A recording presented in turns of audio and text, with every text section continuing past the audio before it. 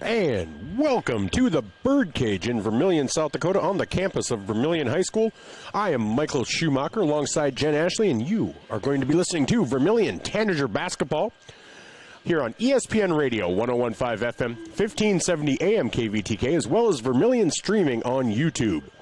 We are currently at the half of the JV game where Madison leads Vermilion 27-25. So as part of the pregame, we will be also giving you some play-by-play of that as we go through. So again, Cole Tweeton out on the court right now, doing some shots, getting some oohs and ahs from buddies on the bench, or in the stands, I should say. So let's start.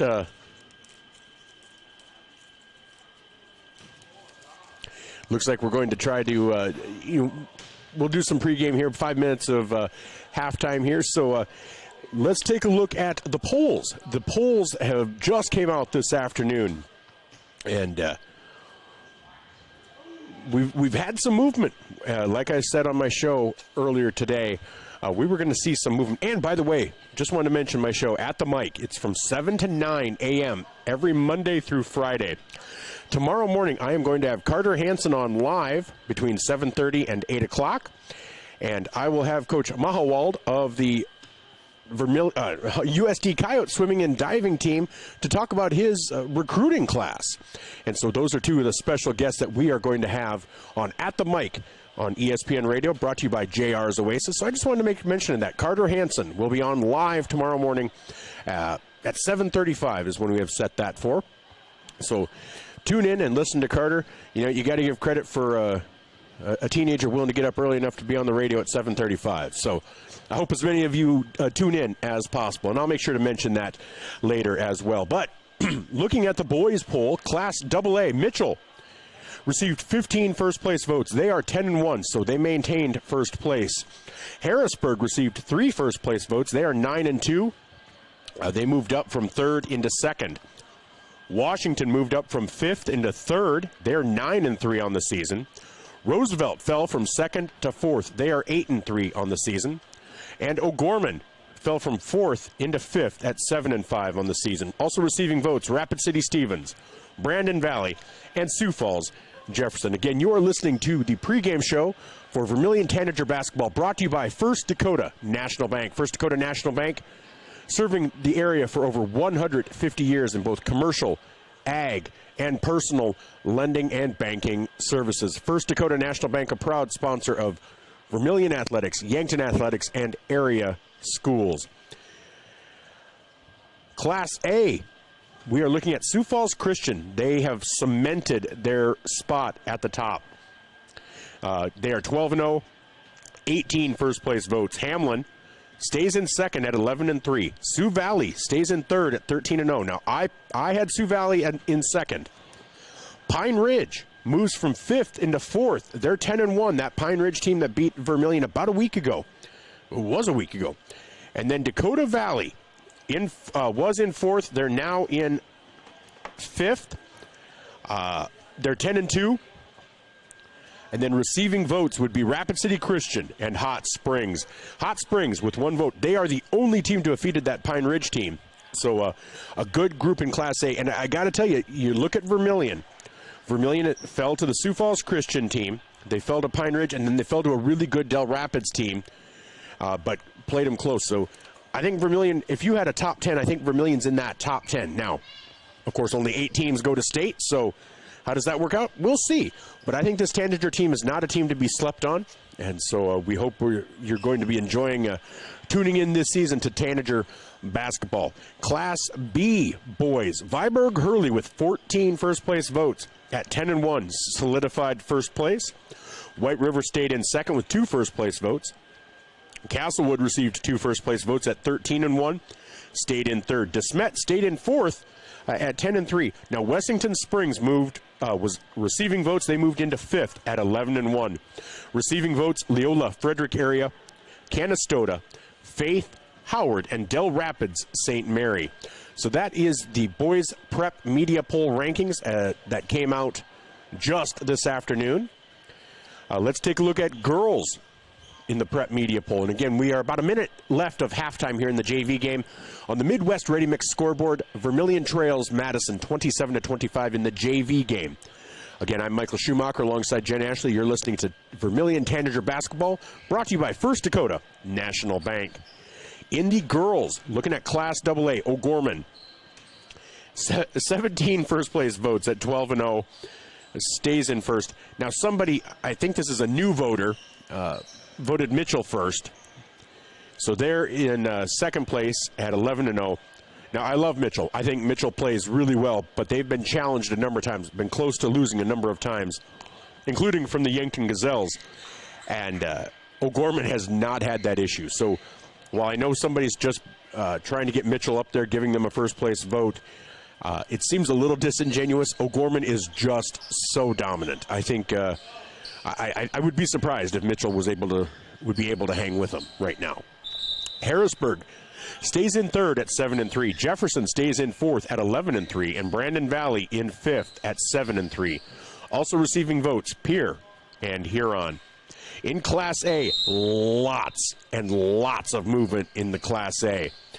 Sisseton stays in first with 18 first-place votes, all first-place votes at 12-0. Flandreau moves up from fourth into second at 13-0. Red Cloud moves up from fifth into third at 13-0. Sioux Falls Christian goes from receiving votes up into fourth at 12-1. And T area falls from third down to fifth at 10-2. Falling out of the poll, still receiving votes, is Wagner. They were second. They have fallen out there receiving votes. That's Wagner. And Florence Henry as well as Aberdeen Roncalli. Now, Aberdeen Roncalli, they're a team of note because that is who Vermilion will play on Saturday. They will play Aberdeen Roncalli on Saturday at the DAC 12 NEC Clash up in Madison. And we will be there for that matchup as well. As we have, we have 5 games this week. Tonight, here. Tomorrow night, here. Thursday in Sioux Falls for Sioux Falls Christian. Friday, we're trekking up to Groton for Vermilion Boys basketball against Groton. And then on Saturday, we will be in Madison to bring you Tanager girls against Aberdeen Roncalli. So tonight, boys against Madison. Tomorrow, girls against Beersford. Thursday, girls against Sioux Falls Christian. Friday, boys against Groton Tigers. And Saturday, girls against the Aberdeen Roncalli Cavaliers. So that's the way Class A looks. Class B, Ethan with 14 first-place votes at 13-1 stays in first. Centerville with 4 first-place votes at 11-1 stays in second. Harding County at 12-0 moves up from fifth into third. Wall at 10-3 stays in fourth. And Lyman at 11-1 falls from third to fifth. Also receiving votes, Arlington and Faith. Right now on the Midwest Ready Mix scoreboard in this JV matchup, Madison leads Vermilion 32-28. We're going to take a quick timeout and we'll be back with more of this JV action, as I believe we just saw a three-pointer hit by Vermilion. It's 32-31. Timeout was just called with 5:02 to go in the third period, and that, yes, was Gabe Larson, I believe, on that three-pointer. So we'll be back in just a minute here on ESPN Radio 101.5 FM, 1570 AM, and Vermilion streaming on YouTube. Safe means you're sort of protecting yourself. My mom and dad told me how to be safe. It's like super duper important. Hold a grown-up's hands. Put a helmet on because you might hurt your head super duper bad. Protect their future by protecting yours with your local State Farm agent, Dick Sunday. Ready Mix and Equipment is your locally owned and operated ready mix company. The Oshkosh front discharge mixers allow for easy placement of concrete, and with the 6-wheel drive and low-range transfer case, they're nearly unstoppable. More of a do-it-yourself fan? Midwest Ready Mix and Equipment is teaming up with Clark's Rentals in Yankton, bringing you a wide range of hand tools, mini excavators, skid steers, aerial lift equipment, and more to get the job done. Choose Midwest Ready Mix and Equipment for all your concrete needs, and Clark's Rentals, your rental equipment headquarters. Blaine Olson, owner of Blaine's Body Shop in Vermilion. I grew up here, graduated here, and now have a business here. I'm proud to serve the community that has helped me live this dream. I have top-notch equipment, the latest in training, along with the work ethic and the desire to serve you. Should you need repairs in the future, please remember Blaine's Body Shop across from Polaris on the Highway 50 bypass in Vermilion. Blaine's Body Shop. Automotive collision repair. Now online at blainesbodyshop.com.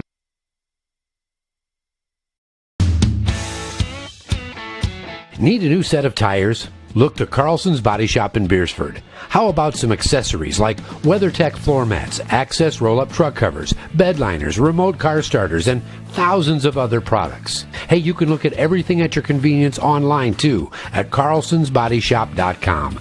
No wonder the song says, Bring it down to Carlson's Body Shop, your complete car care center. Welcome back to ESPN Radio 101.5 FM, 1570 AM, KVTK, and Vermilion streaming on YouTube. I'm Michael Schumacher, alongside Jen Ashley. With 3:35 to go in the third quarter, Vermilion Tanager JV trails Madison by a score of 36-33. We'll try to kind of keep you updated. We'll do some play-by-play, but we'll also be doing our pregame show, as this is brought to you by First Dakota National Bank, and that timeout was brought to you by Murph's Appliance on Main Street in Vermilion. Murph's Appliance, your home for all your appliance needs. So Madison with the ball. They have wearing the black uniforms with white letters and numbers. I don't even see any maroon trim on there. So maybe a little bit of maroon, but Vermilion JV in the white uniforms with red and black striping, red numbers and black, red numbers and letters and black trim. There was a three-pointer making it 39-33 with 3:04 to go here in the third quarter. Cade Roover's out there. Takes his shot at three off the back iron. Rebound to Madison. So in the meantime, let's take a look at how we got here. How did these two teams get here? As Madison is 6-6 and just hit another three-pointer for JV. That was number 4, Shane Veenhoff, who I believe will have a role in the varsity game as well. And there was a foul called on the floor. That is called on Lincoln Anderson, a 5'11" junior forward for the Madison Bulldogs. So that is the first team foul of the quarter. Vermilion currently trails 42-33 with 2:40 to go here in the third quarter. So we're going to leave that up there. We will give our pregame show, but we will keep the score updated on the scoreboard, as Cade Roovers just hit a nice little pop-up, pull-up jumper to make it 42-35. Well, if you look at Madison, they are 6-6 on the season. They opened with a 7-point victory over Elk Point Jefferson. They followed that up with a 46-43 victory over Tri-Valley. Lennox, they fell to Lennox by 4. Now remember, that's Lennox without Porter Enan. Lennox without Porter Enan is a far different animal than Lennox with Porter Enan. There's a reason he's a USD recruit and a USD signee. So 51-47 was the score of that game against Lennox. They then defeated Newbrook area 73-41. They defeated Baltic 61-42. Fell to Castlewood, who is ranked 3rd in Class B, 71-39. T area, they lost by 13, 59-46. They defeated Flandreau 52-47 and lost to Del Rapids on the 18th, 55-53, leading towards the end, just unable to hit on a few of them. Landon Cerny just popped and hit a three-pointer, making the score 44-38 with 1:38 to go here in the third quarter.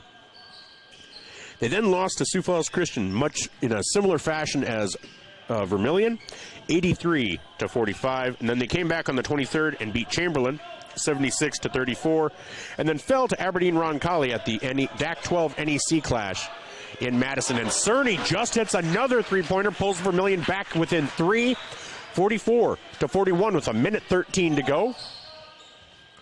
Maybe that'll be a harbinger of things to come for Landon during varsity action. And that will be an over and back for Madison as a turnover. So with 1:03 to go here in the third quarter, Vermilion trails 44-41. At the Again, at the DAC 12 NEC Clash, they fell to Aberdeen Roncalli, 62-51. They do have Vermilion tonight, Beersford on the 1st, which would be Thursday. Nope. Yeah, Thursday. And then McCook Central Montrose on the 6th. West Central on the 9th. Canton on the 10th. Dakota Valley on the 16th. Millbank on the 19th. And wrapping up with Viborg Hurley on the 23rd. So a series of matchups for Madison coming up. And then if you look at Vermilion, a few shared opponents. But they started off with South Sioux City, 76-33 victory. West Central, a 62-55 win. Boys Town, a 73-68 loss. But remember, they led big at half, had a bad third quarter, and it just went back and forth in the fourth, and just kind of lost it there at the end, losing by 7, 73-60. No, losing by 5, 73-68. 35 seconds to go here in the third quarter. 44-43, Vermilion trails Madison. And they're going to call a foul on Vermilion on the shot. They're going to count the shot, and they will go to the line to shoot one. That will be Shane Veenhoff. That'll be Shane Veenhoff at the line, trying to make it a 4-point game with 28.7 seconds to go in the third quarter. Fourth quarter of action to go here in the JV game. Veenhoff, free throw is up, and off the iron, rebound, Cade Roovers. Shot clock is off, so Vermilion will play for the final shot. Vermilion then also defeated Beersford in the Sanford Coyote Sports Center as part of the Booster Club Classic. Tri-Valley, they beat by 10. T-Area, they beat by 20. Parkston, first time through, they beat by 8. 8 seconds to go here in the third quarter. Trenton Thomas gets it over to Roovers. They're going to say Roovers stepped on the line. Turnover, 3.4 seconds. Madison will inbound the ball. Elk Point Jefferson, they beat by 14, 71-57. They lost to Sioux Falls Christian, the first of 3 consecutive losses, 81-50. Lost to Pine Ridge, 72-64. And then fell to Del Rapids, 65-61. So after 3, Vermilion trails 46-43 in JV action. We'll be back in 1 minute and come back with the fourth quarter here on ESPN Radio, 101.5 FM, 1570 AM, and Vermilion streaming on YouTube. This is brought to you by First Dakota National Bank. I am Michael Schumacher alongside Jen Ashley, and we'll be right back. Clay County Abstract and Title Company has a complex job that boils down to something very simple: helping you purchase your dream with confidence. When investing in a new home, a new site for your business, or piece of property, you want peace of mind that the property is truly yours. Clay County Abstract and Title Company has been doing just that since 1946. Clay County Abstract and Title Company, proud supporters of Vermilion activities and proud to be a part of your dreams come true. Whether you're in the market to purchase a new home for your family, you want to sell your existing home, or you're a student looking to rent an apartment, Dakota Realty and Property Management can fit your needs. Being locally owned and with over 150 years of combined experience, they are the experts at helping you find your new home. Go to Dakota Realty and Property Management because they like what they do. Dakota Realty is a proud supporter of Vermilion Athletics. Dakota Realty and Property Management, located at 125 East Cherry Street, Vermilion. Welcome back to the Birdcage in Vermilion, South Dakota, on the campus of Vermilion High School, where after 3, Vermilion JV trails Madison JV 46-43. I'm Michael Schumacher alongside Jen Ashley as we get ready to bring you Vermilion Tanager basketball against Madison. Madison 6-6 on the season. Vermilion 8-4. There is a steal by Luke Jensen. He gives it off to Trenton Thomas. Over to Spencer Blanchette with a short little jumper, no good. Rebound. Oh, nope, it's on the floor. Rebound to Madison. They will push it up, and nice spin move there by number 12, Adonis Rodriguez, the 6'1" sophomore guard. Nice body control by Adonis. Adrian Adonis was a famous pro wrestler at one time, died in a car accident in the 80s. I don't know if that's a skosh of information that anybody ever wanted, but they got it anyhow. Oh, and Madison, as they tried to save it, tossed it to a guy who already had his foot out of bounds. So that'll go over to Vermilion with a 35-second shot clock. 6:11 to go here in the fourth quarter. Vermilion trails 48-43. And Trenton Thomas with the three-point attempt, no good, and that does hit the top of the backboard on the bounce. And so Vermilion trails 48-43, 6:06 to go here in the fourth quarter. So after that Del Rapids loss, Vermilion came back on Saturday and defeated Parkston, who was 9-3 at the time, now 9-4, 57-38, in a really decisive victory and a great way to snap that three-game losing streak for this Tanager Boys team. So when we get into the pregame, we have interviews with both coaches, but let's take a look around the state at games tonight, brought to you by Vermilion Medical Clinic. So much care, so close to home, as Madison has just hit another bucket for 60-43. Again, out there for Vermilion, it's Hunter Morse, Cade Roovers, Gabe Larson, Luke Jensen, and Spencer Blanchette. There's Roovers at the top of the key, over to Blanchette.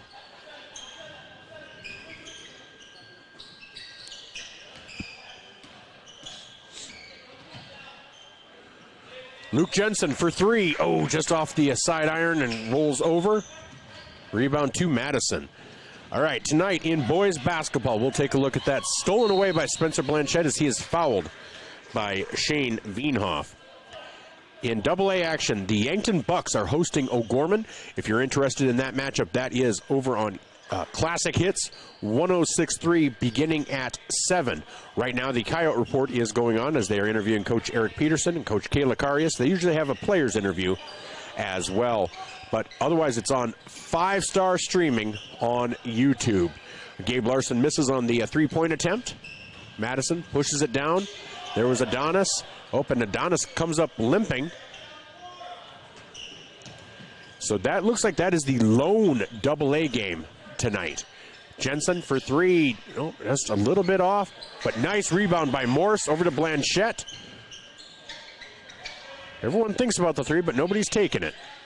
In A basketball tonight in the boys, it's Mobridge Pollock hosting Timberlake. Winner hosting Gregory in what should be a really good matchup. Winner is 8-4, Gregory 10-2. Timeout taken by Madison.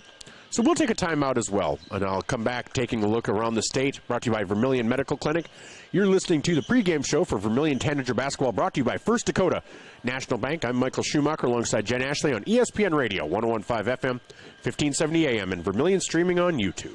The First Bank in South Dakota was the easy part, earning the confidence of local farmers, helping families account for their dreams, and securing the future for countless businesses took us a little longer. We owe it to the hard workers, big dreamers, and forward thinkers out there. Thank you for making South Dakota a great place to call home.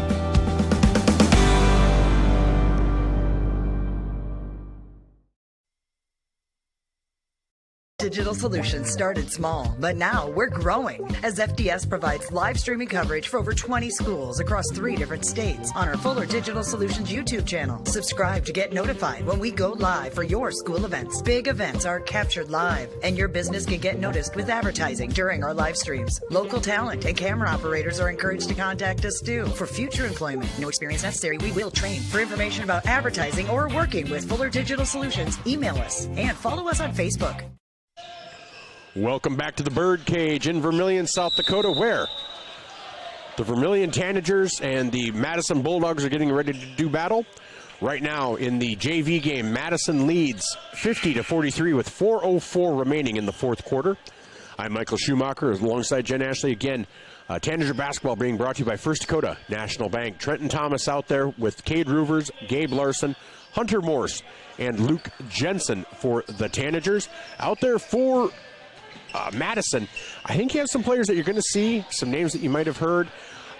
There's a three-pointer by Trenton Thomas. He's somebody who's been seeing some varsity action the last couple of games. Makes it 50-46. But out there for Madison, Brody Cummins, Shane Veenhoff, Adonis Rodriguez, along with Lincoln Anderson and Kaysen Crabtree. So those are the lineups out there right now for Vermilion and Madison. Again, Vermilion trails 50-46 with 3:40 remaining in the fourth quarter of this JV game.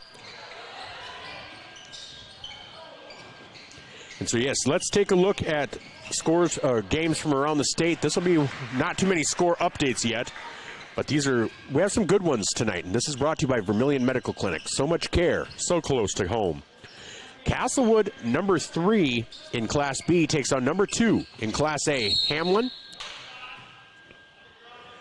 Castlewood 13-1 in Class B, Hamlin 11-3 in Class 2, and that is in Castlewood, or Class A for Hamlin, sorry. Corsica Stickney is hosting Bon Home. Dupree is hosting Faith. Parker is hosting Del Rapids. St. Francis Indian hosting Red Cloud, and Miller hosting Chamberlain.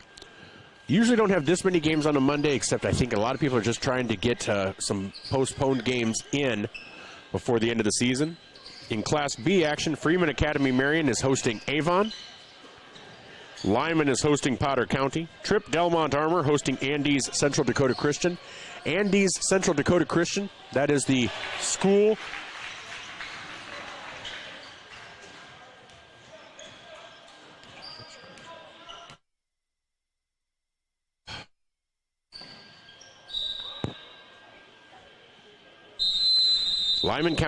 Lyman versus Potter County. Tripp Delmont Armor versus Andes Central Dakota Christian. Tripp Delmont Armor hosting again Andes Central. They are the home school for Pickstown Engineer players, kids, and so they are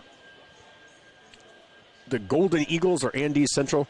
They used to be the Pickstown Engineers when they went to Pickstown, but that school closed in 1968.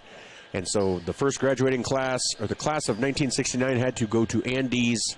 And I think it was just Lake Andes. Then it became Andes Central at that time as they absorbed some of the outlying communities. Again, one graduate of Pickstown, or would have been graduate, was Linda Harvey. Now Linda Harvey Schumacher. She was a member of that class of 1969. So I will always mention Andes Central Dakota Christian. But if you're ever going to Pickstown, they do have a Pickstown Museum there. Call the city office. They'll make sure to be able to get you in. Nice little space there dedicated to the school, to the Pickstown Theater, to the Fort Randall that held Sitting Bull at one time. And so just a nice little time. You can spend an hour or two there, and it's a free will donation. Mobridge Pollock, again, hosting Timberlake. Winter and Gregory. Castlewood and Hamlin. Mitchell Christian hosting Gayville Vollen. Oldham Ramona Rutland hosting Howard. Corsica Stickney hosting Bon Home. Dupree and Faith, Chester area versus Coleman Egan. Waverly South Shore and Arlington. Sioux Falls Lutheran and Centerville. And Canastota at 9-1, receiving votes, hosting 4th-ranked DeSmet at 10-3. That is probably one of the top matchups in the state tonight in the boys' action. 55-49 with 2:10 to go here in the fourth quarter. Let's take a look around the state in the girls' action. In AA, there are no AA games. In A,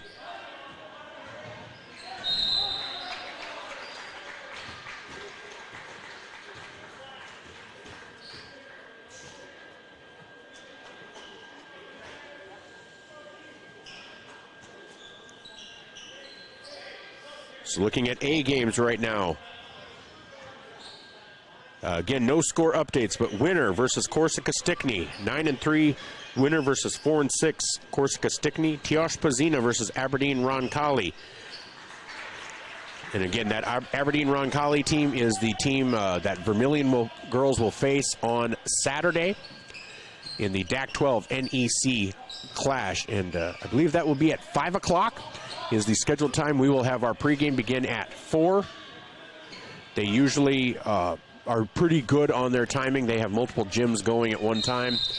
And so that will be on both Vermilion streaming on YouTube as well as on ESPN Radio, 101.5 FM and 1570 AM.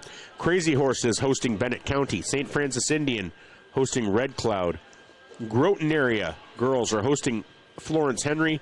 Sioux Valley hosting McCook Central Montrose. Miller hosting Chamberlain. Baltic hosting Del Rapids.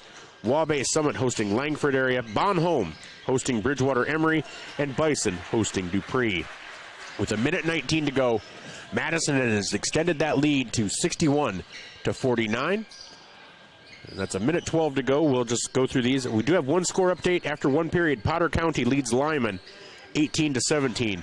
In other girls' action, Freeman Academy Marion versus Avon. There's a three-pointer for Gabe Larson, and that is a timeout taken by Vermilion, and that will be a full timeout, I believe. We'll just keep it here, though. Winner versus Corsica Stickney, Crazy Horse in Bennett County. Burke hosting Gayville Vollen. Oldham Ramona Rutland hosting Howard. Trip Delmont Armor and Andes Central Dakota Christian. Kadoka area and Phillip. Waubay Summit versus Langford area. Again, Bonholm hosting Bridgewater Emery, and Bison hosting Dupree. That's our look around the state, brought to you by the Vermilion Medical Clinic. The Vermilion Medical Clinic, so much care, so close to home. Again, just a reminder, you are listening to Vermilion Tanager Basketball on ESPN Radio and Vermilion Streaming on YouTube.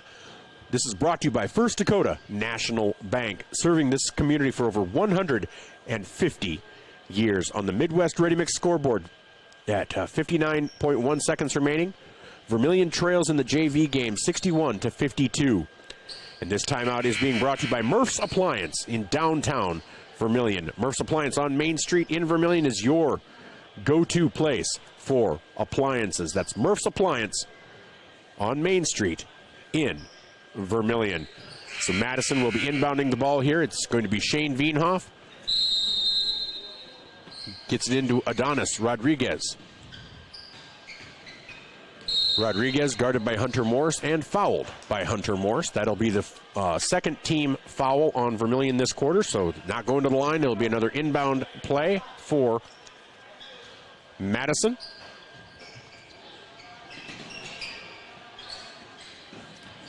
And here's Wienhoff, goes up, lays it in, no good. Or lays it up, no good, and that'll be out of bounds off of Madison with 45.5 seconds to go. So a three-possession game. Still a chance for Vermilion.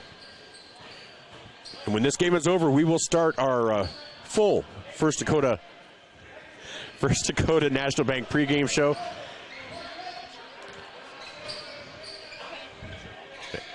And so we will do that. We have coaches' interviews with Coach Drake and Coach White. And see, this is how things work. We have Coach Brooks up here bringing insurance information to Jen. That's just how the Vermilion community works. So we got to love that. Here, there's a missed shot. Rebound by Madison. So 18.2 seconds remaining. 61-52. Madison leads Vermilion. So not only do we broadcast the games, but we utilize the coaches in their professions outside of the school. So yes, not everybody can say that. So here's Adonis Rodriguez bringing the ball up, guarded by Hunter Morse. 13-12. I think they're just going to let him dribble it out. No fouling. We'll see if this Rodriguez, that pass is a little high. But we'll see if Adonis Rodriguez and Shane Wienhoff, I believe they were players that get some playing time, as it's a senior-dominated varsity that we'll talk about. But here they're dribbling it out. Cade Roovers, 2-1. Long three-pointer off the, hits the net, does not go off front iron. So Vermilion JV falls 61-52. So I tell you what, we are going to take a quick timeout, and when we come back, we will start our pregame for good and for golly as the Vermilion Tanagers look to take on the we'll take on the Madison Bulldogs here in the Birdcage on campus of the Vermilion High School in Vermilion, South Dakota. We'll be back after these messages on ESPN Radio, 101.5 FM, 1570 AM, and on Vermilion streaming on YouTube. Interior technicians. I'm ready for my big role, Jerry. What do you mean? You said I'd be in your next 30 commercials. No. I said Intech has over 30 years of commercial cleaning experience. You know, like offices, so they can ensure happy visitors and a healthy workforce. So the shoot's in an office? I can make that work. Oh my goodness. When you need it clean, call the Intech team. Knutson Family Dentistry in Vermilion, they strive to provide the highest quality patient-centered dental care in a friendly, relaxing atmosphere. Knutson Family Dentistry works hard to provide the best cosmetic, general, and emergency dental treatment in the area. With over 50 years of combined dental experience, the latest dental technology, and a professional and compassionate staff, they're your top choice for dental care. Call for an appointment at 605-857-8008. Knutson Family Dentistry of Vermilion. The wait when your furnace and AC needs repair by joining Larry's Heating and Cooling Comfort Care and Elite Care Club. Larry's Comfort Care Club features seasonal maintenance discounts on service and no overtime charges. Larry's Elite Club includes seasonal maintenance, free parts, free labor, free service calls, and both mean you are in front of the line for service. Call Larry's Heating and Cooling and sign up for the Comfort Care or Elite Care Club. Larry's Heating and Cooling, Yankton and Vermilion. You are self-motivated, accountable, and eager to learn new skills. We'd love to talk to you about a rock star career. Masaba in Vermilion is hiring full and part-time manufacturing positions for the rock industry. Masaba provides comprehensive training in a clean, safe, and state-of-the-art facility. Masaba offers competitive wages, a fun and interesting work environment and culture. Join our team of rock stars. Visit masabainc.com to learn more. Welcome back to the Birdcage in Vermilion, South Dakota, on the campus of Vermilion High School, where we're getting ready for Vermilion basketball as they get ready to take on the Bulldogs of Madison. Earlier today, I had a chance to sit down with Coach Chad White of the Madison Bulldogs and get an interview with him. And here is that conversation with Coach Chad White of the Madison Bulldogs, who are 6-6 on the season. Welcome back to our coaches conversation. On the line, we have Coach White of the Madison Bulldogs. Coach, it's game day. How you feeling? Good. We just came off game Saturday and did not end well for us. But I got a little nerves. The boys got nerves, and we're ready to take on a great Vermilion team. Well, and it is a good matchup. They look very evenly matched. Between the two, your record is 6-6 on the season, but looking at some common opponents, you guys were right there with Dells until the end. You guys were right there with Lennox until the end. So I think that 6-6 record might not be indicative of how good you guys are. So I'm looking forward to seeing you guys in action. But tell us about your team. Who are some of the leaders of this team that we'll be hearing from tonight? We got a lot of seniors on this team, but we got people that are playing really, really good ball right now. Chuck Callahan has been shooting the ball very, very well. Ben Brooks is a big name for the Madison Bulldogs. He does it all. The ball's in his hands quite a bit. He's a great passer. He's a good finisher, and he's a great rebounder. And then we got Eli Barger. He's kind of our blue-collar guy that tries to get the stuff done that kind of goes unnoticed. We got some young sophomores that are stepping into a bigger role coming up here. But all in all, we're kind of finding out who needs to step up in times, because if Ben Brooks isn't scoring the ball or Chuck Callahan, we need some other people to step up. All right, now with a big man like Brooks, do you try to work inside out, work with the inside game to open up the outside, or how do you guys approach a game offensively? We would like that, but Ben's he's kind of a different guy. He's 6'7", 6'8", and he likes to be out on the perimeter and driving. So I would say Ben is kind of a oversized guard. We were looking to push the ball tonight. We like to dribble drive. So those are things we got to perform pretty well at against a good defensive Vermilion team. All right, and speaking of the Vermilion team, what are some aspects of this team that maybe feel like might be some challenges for you coming into tonight? Their coach is a great coach. I've watched his defense for a long time. He gets his guys in the right positions. They take lots of charges, and that's what scares me the most. Coming from a dribble drive team, but they're just very fundamentally sound on defense. They don't go block shots. They take a lot of charges. They make you shoot the three ball, and they're good at closing out. So they're very, very well coached on the defensive aspect for sure. All right. Well, now as you get ready to start kind of the second half of your season, we're a little bit into the second half. Are you feeling good about where your team is right now, or is this kind of where you thought you might be as far as the season so far? I'm feeling good. I like where we're at. We lost some close games, like you said, at the beginning, and we just got some minor fixes to make on the defensive end. All right. Well, excellent. Well, Coach, I am looking forward to seeing you guys in action. Have not had the opportunity yet this season, so looking forward to calling that, and hope you guys have a safe drive down, and best of luck tonight. Hey, I appreciate it. Thank you. Hey, thank you. That was Coach Chad White of the Madison Bulldogs here on ESPN Radio 101.5 FM, 1570 AM, and Vermilion Streaming.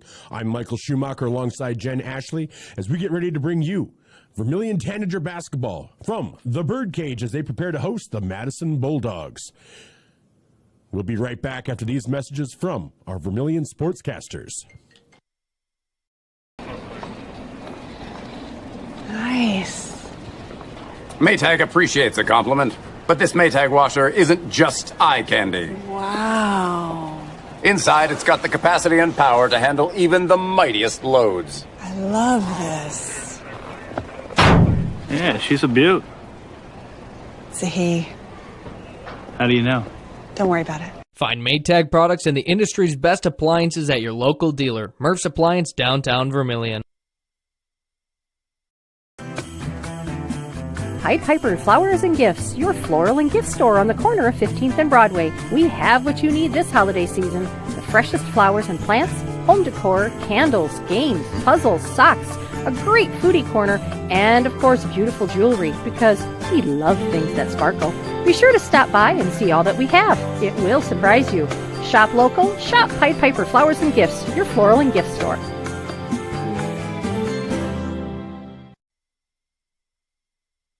Your crew is craving Pizza Ranch? It's easy to order online at pizzaranch.com. Online ordering makes it fast and easy to order craveable crispy ranch chicken or build your favorite pizza exactly how you like it. And now, for even more convenience, place your favorite order with just one tap. So when you're craving pizza or the country's best chicken, go to pizzaranch.com and start your order. For craveable food and convenient online ordering, there's so much to love at Pizza Ranch. For the Perks card from Pump and Pack? Well, guess what? There's an addition, not just a card, it's an app. The Pump and Perks app and the Pump and Perks card from Pump and Pack, Vermilion. Just go to their Facebook page, Pump and Pack, and scan the QR code and you're in. Or go to the store, Pump and Pack, and get the card. Then download the app. Each one does the same thing. Like give you 5 cents off per gallon every day, except for Sunday, it's doubled with the Perks card from Pump and Pack, Vermilion. Welcome back to Tanager Basketball. I'm Michael Schumacher alongside Jen Ashley, and you are on ESPN Radio 101.5 FM, 1570 AM, as well as Vermilion streaming on YouTube. The Vermilion Tanagers at 8-4 on the season look to get another victory under their belt as they take on the 6-6 Madison Bulldogs. Had a chance to sit down with Coach Jay Drake earlier today, and here's how that conversation went. Welcome back to our coaches conversation, and on the line we have Coach Jay Drake of the Vermilion Tanagers. Coach, we're back in the saddle after a game on Saturday. How you feeling today? Yeah, it'll be good to obviously we've had 3 games that have been rescheduled with the weather a few weeks ago. We were able to get that Christian one in right away a couple days after, and now get this Madison. That'll be at least 2 of the 3 that we get back, and like we said the other day, we're on a tough stretch here. This will be our 5th game in 10 days, and it's limited us on what we can do practice-wise. But we're excited and just glad to be back in our gym, and hopefully we can finish off this stretch on a positive note. Well, and you're coming off a nice victory on Saturday at the DAC 12 NEC Clash, a rematch against Parkston. Not as close as it was the first time. Seems like the team really kind of came together. They were able to get a lot of things done, both positively on offense and defense. What's kind of your takeaway from that game, especially heading into this one with Madison? Yeah, it was nice for us, obviously, to get a win, number one, especially coming off the 3. We were kind of on a 3-game skid, but the way all 3 those games went, kind of tough and frustrating as a team.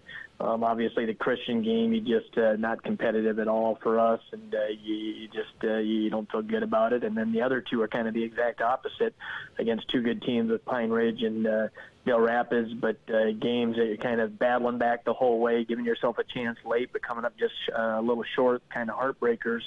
So to end the skid, get back in the win column, that was good. And then the way we did it, you know, like you said, defensively, to hold them to 38 points hopefully means we were playing some solid, fundamentally sound defense. And then, you know, a little under our average with the 57, and yet give Coach Bruning a lot of credit. We got off to a nice start. We were getting out in transition.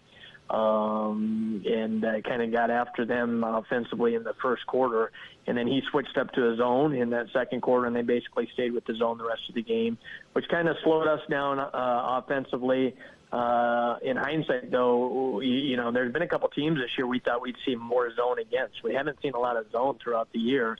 So it's nice just to get about 3 good quarters in game action where you get to go against the zone, get some zone experience for our offense. And really, I think we'll see a lot of zone tonight, so it hopefully prepares us for the game at Madison. Well, and a lot of good comes out of that game again on Saturday. One of it, which is for the second straight game, Trenton Thomas saw some action. Maybe potentially adding an 8th person to the rotation in addition to Landon Cerny and Cole Tweeten. Is that something that maybe you're hoping to be able to implement a little bit, even if it's for a few minutes here and there? Yeah, it's nice. He's done a nice job here these last 2 games against Del Rapids and Parkston, and he's a kid that plays a young kid, sophomore, plays with a lot of confidence, has been doing a nice job all year, obviously practice-wise, but has probably been our best offensive player, maybe the most consistent player on our JV team this year. You know, we didn't have Landon on Thursday night against Del Rapids, so he filled in nicely there. And then, you know, the other day against Landon was back, but still not sure on minutes for him. And then Bryson went down there in the third quarter. So I think both in the Dells game and the game the other day, he's played around 7-8 minutes. In both games, he's done a nice job on the defensive end doing his part. And then it was also nice to see him knock down that 3 the other day as well. So he's done a good job. And this time of year, you never know when your number might be called, but for him to step in the last 2 games and do what he's done and to play with confidence has been a good sign. Well, that's exactly right. Well, you come into this game against Madison, you know, kind of a rivalry game. Madison, they're 6-6 on the season, but some of the common opponents like Del Rapids, they played tight. They were up there until the end, and some of their other losses have been against some really good teams. What's your takeaway for this Madison team that you'll be facing tonight? Yeah, I think it's 2 very similar teams, even matchup. And you're right, they're 6-6, but they've had a couple games.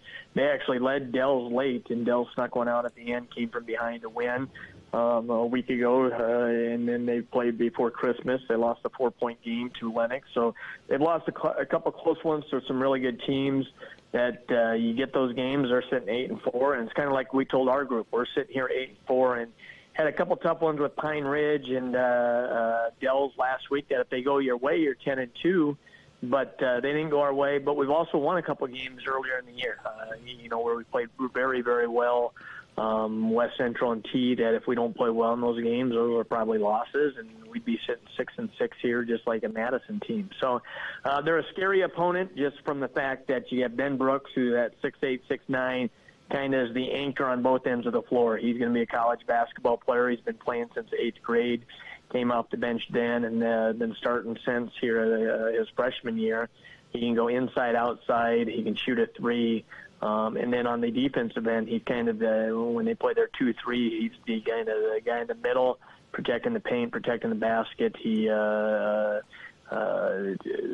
just from an offensive standpoint, you know, contest shots in there and makes it difficult getting in the paint. So, and then what makes their team difficult to guard is the fact that they've got shooters all around them. The Comas kid earlier in the year has been shooting the 3 well, and he was a huge piece last year. He was the difference maker. He hit 6 threes against us, 4 in the fourth quarter, and had 20 points, which was probably the difference in the game. Callahan kid just hit 7 threes in the game last week against Chamberlain, had 31 points. So, and then a couple kids off the bench, younger kids that can shoot the 3. So anytime you've got a team that can shoot and space the floor, and you got to guard the 3-point line that, and then you have Brooks that can kind of go all over the place, it makes it tough defensively. And like anything, we're going to have to play very well to have a chance.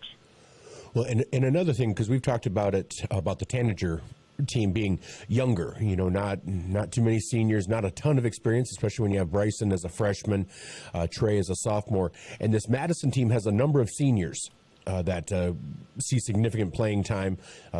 3 of them are captains. What kind of element does that bring to the table when you're facing a team like that? Yeah, it's always a concern. They start 4 seniors around Brooks, who's a junior, and then the Sims kid also is. There's kind of the 6th man as a senior. So 5 of their top 6 are seniors, and they fill in with they'll probably play 8-9 guys, but those other 3 are sophomores there. But I think especially this time of year, as you start to get into the last month of the season, with veteran teams and especially with seniors, and no matter what the sport is, they kind of realize this is kind of the final chapter, the last run here, and you always see a little bit more urgency from seniors. And, it'll be no different with us. Zoe's played for a few years here. Connor, this is kind of his first year with varsity experience, and same with Cole. But we expect the same thing from those 3, to have a lot of urgency this final month of the season. But, and for them, it's not just those seniors, but all 5 of those seniors have played a lot of minutes over the years. So it adds to the experience they have, and they understand what needs to be done, especially down the stretch. All right. Well, Coach, I want to thank you so much for taking the time to talk with me. Best of luck tonight, and we'll talk to you afterwards. All right. Perfect. Thank you, Michael. Hey, thank you. Have a great day. Yep, you too. That was Coach Jay Drake of the Vermilion Tanagers here on ESPN Radio, 101.5 FM, 1570 AM, KVTK, Vermilion and Yankton, as we get ready to bring you Vermilion Tanager basketball as they host the Madison Bulldogs in boys basketball action. Keep it here on the radio or on Vermilion streaming on YouTube. I'm Michael Schumacher alongside Jen Ashley, and we'll be back after these messages from our Vermilion sportscasters. Welcome to Runnings in Vermilion. Shop their great lineup of clothes for women. Names like Ariat and Carhartt for men.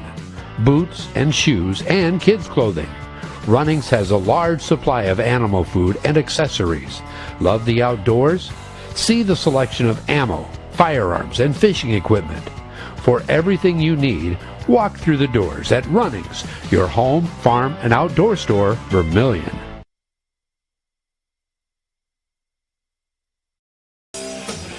Sherco in Vermilion is a full-service service center. Sherco LLC is an industry-leading supplier of tarp systems to the transportation industry and is located in Vermilion, South Dakota. Sherco Vermilion supports their customers in the agricultural, construction, waste, and flatbed markets. Become a part of the Sherco team. Go to sure-co.com, about us/careers. Demand the best. Demand Sherco.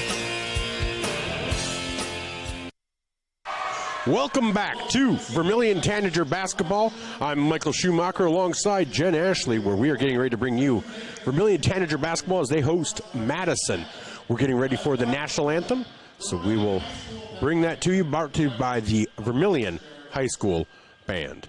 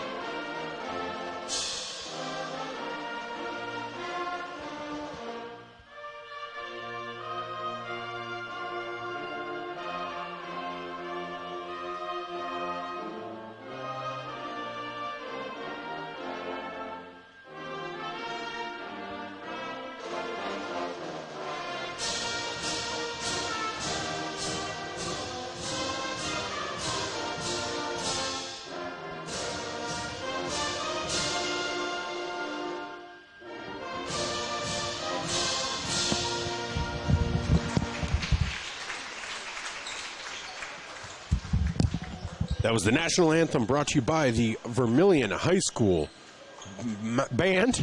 I was going to say marching band, but they're not marching. They're just the band. And they always do such a wonderful job. So we're so happy that we're able to listen to them during the pregame, do a great job. So I tell you what, let's go over the starting lineups for these two teams. As they are announcing the starting lineups for the Midwest Ready Mix for the Madison Bulldogs. This is part of the First Dakota National Bank postgame show, pregame show. I'm Michael Schumacher alongside Jen Ashley. Of course, on the Midwest Ready Mix scoreboard, there is no score yet. But starting for Madison will be a 6-foot senior forward, Captain Eli Barger, number 2. Number 3, a 5'10 senior guard, also a captain, Elijah Sims. Number 10, a 6'2 senior forward, also a captain, Charles Callahan. Number 21, they are led by Ben Brooks, the 6'9 junior forward, also a captain. He leads them in both rebounding and scoring. And number 32, 6'2 senior forward, also a captain, Thomas Meckles. So the starting lineup for Madison will be Barger, Sims, and Callahan, along with Brooks and Meckles. They are starting for Madison. Senior laden, Barger a senior, Sims a senior, Callahan a senior, and Meckles a senior. Andrew Combs will come off the bench, 5'10 senior guard, one of the sharpshooters on this team. So, starting for Vermilion, number 20, 5'11 senior guard, Captain Connor Rohrig, averaging 5.5 points, 2.9 rebounds, 1.3 assists, and 1.5 steals. Bryson Skogsberg, a 6'1 freshman guard, number 22, averaging 14.3 points and 6 rebounds per game. Number 23, Captain Zone Robinson, a 6'1 senior guard, averaging 9.3 points, 4.8 rebounds, 2 assists, and 1.7 steals.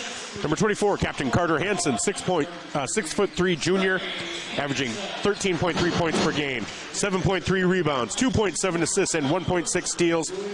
And finally, number 33, Trey Hansen, 6'3 sophomore guard, averaging 16.4 points, 5.9 rebounds, 2.7 assists, and 3 steals per game. The bench will consist of Landon Cerny, Cole Tweeton, as well as Trenton Thomas, who has been seeing a little more action as of late. So jumping for Vermilion is Carter Hansen.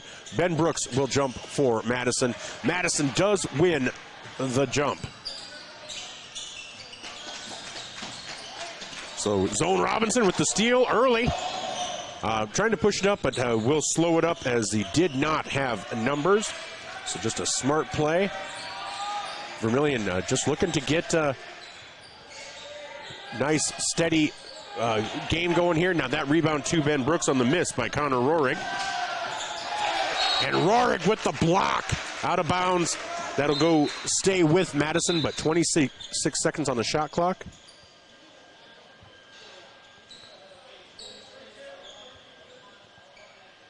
Can't quite tell what they're... We do have a stoppage here.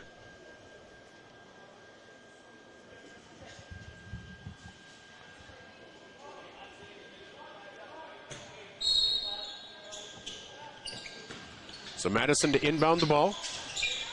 Here again is Sims. Down to Barger in the lower right corner, guarded by Zone Robinson. They move it down, they get it down and out to Brooks. Brooks, the 6'9 forward, misses, and rebound, Trey Hansen. Hansen, you're going to hear that a lot. Both Carter and Trey with good rebounds. 3-point attempt by Bryson Skogsberg, no good. Rebound to Eli Barger.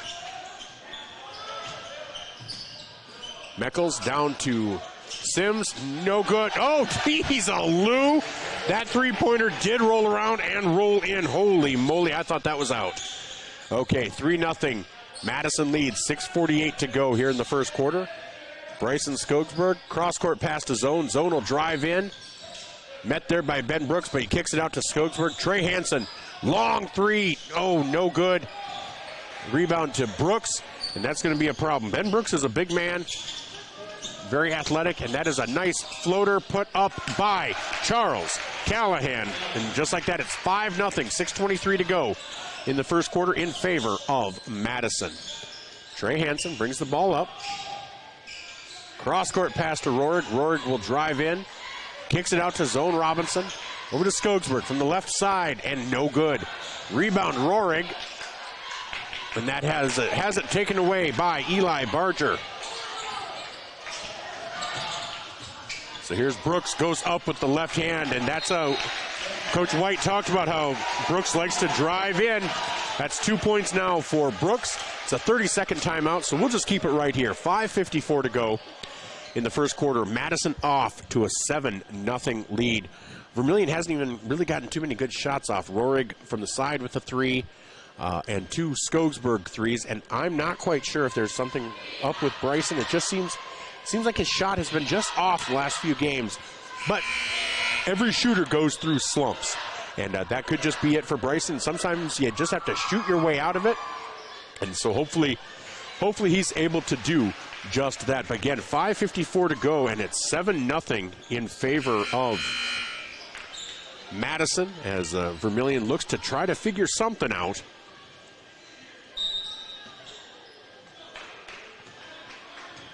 As Trey Hansen brings the ball up. He gets it over to Carter. Back to Trey. Vermilion in their white uniforms with red numbers and letters and black trim. Trey Hansen with the floater up and no good. Rebound to Thomas Meckles. Brooks drives in, and Trey Hansen with the rebound off the miss. Zone Robinson drives in, and he is going to be fouled by number 2, Eli Barger. Barger, the 6-foot senior forward, captain of this team. Blocking foul. It was on the floor, not on a shot. So Trey Hansen will inbound the ball. Gets it into Rohrig down on the block. Rohrig turnaround floater up. No good. Rebound Meckles. Gets it over to Brooks. Down to Sims. Brooks back in. Over to Meckles. Meckles for 3, and that is good. And just like that, it is 10-0 with 5:07 to go here in the first quarter. Trey Hansen on the right-hand side as Vermilion moves it around, gets it over to Skogsberg. Skogsberg kicks it out to Trey. Trey from the left side, no good. Rebound out to Elijah Sims.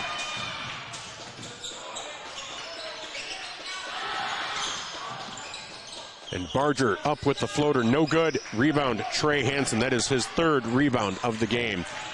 Carter Hansen kicks it over to Rohrig, over to Zone. Zone drives in, has it blocked by Ben Brooks. And that is out of bounds, off of Vermilion. Vermilion just having trouble getting anything going right now.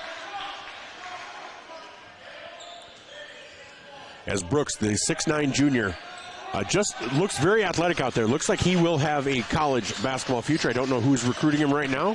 Meckles from the right side for 3. No good. Rebound, Bryson Skogsberg. Bryson brings the ball up, gets it over to Carter. Carter will drive in, back out to Skogsberg. 4-3. No good. Off the back iron. Rebound to Carter.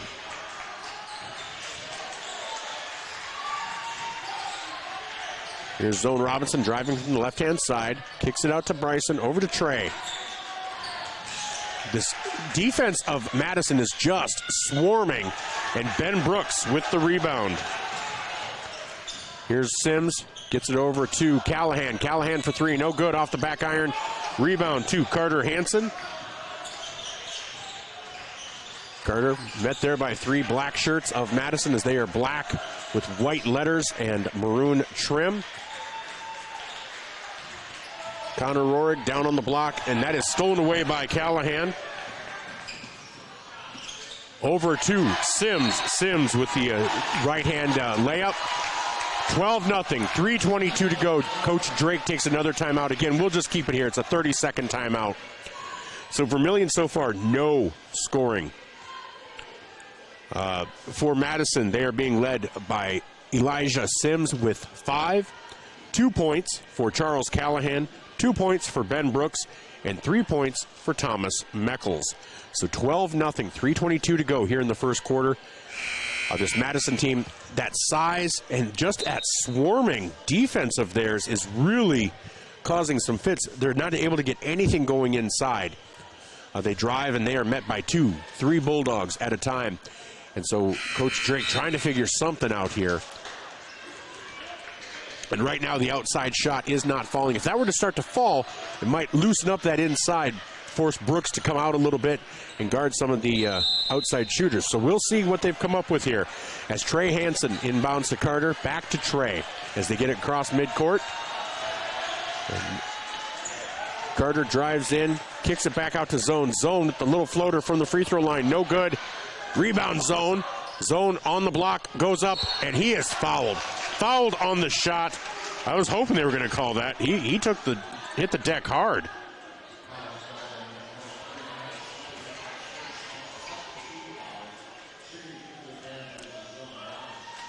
So Zone Robinson looking to take the lid off the basket for the Tanagers, and the first free throw is up and good. The first points of the night for Vermilion come at the hands of Zone Robinson from the free throw line.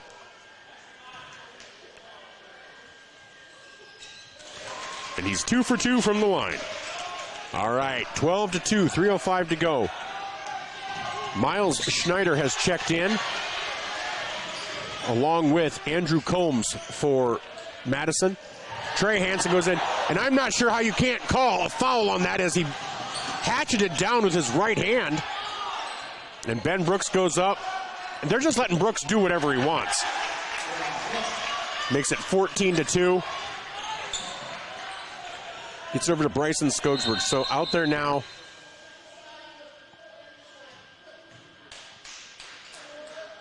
I'm not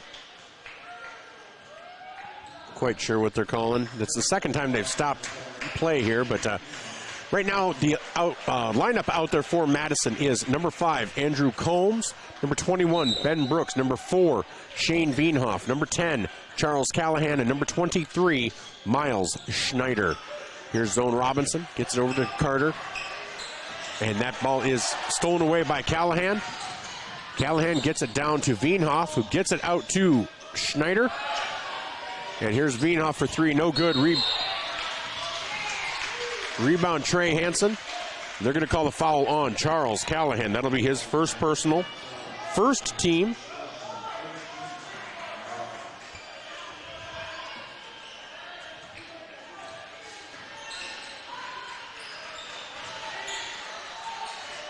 And so here's Carter Hansen driving in, guarded by Callahan. Kicks it out to Skogsberg. Skogsberg over to Cerny. Cerny checked in for Connor Rohrig. Trey Hansen is fouled by number 5, Andrew Comus. That'll be Comus's first personal.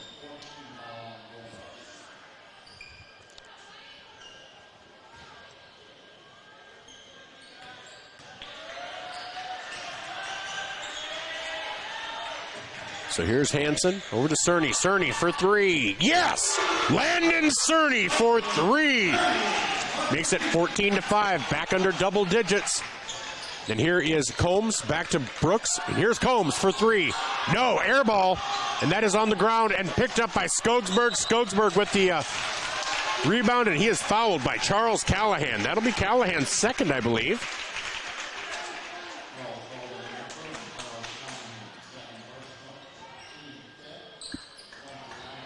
And that is the 5th team foul.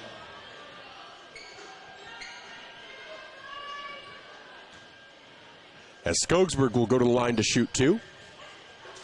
Minute 33 to go in the first. And that free throw rolls in for Skogsberg. Makes the score 14-6. Checking in is Meckles. Checking out is Callahan. Cerny tweaked his knee about a week ago, so he's got a knee brace on his left knee, but didn't affect his three-point shot. And there's Skogsberg hitting his second free throw, making it 14-7. So here's Miles Schneider getting it down deep, tried to get it to Meckles, stolen away by Landon Cerny.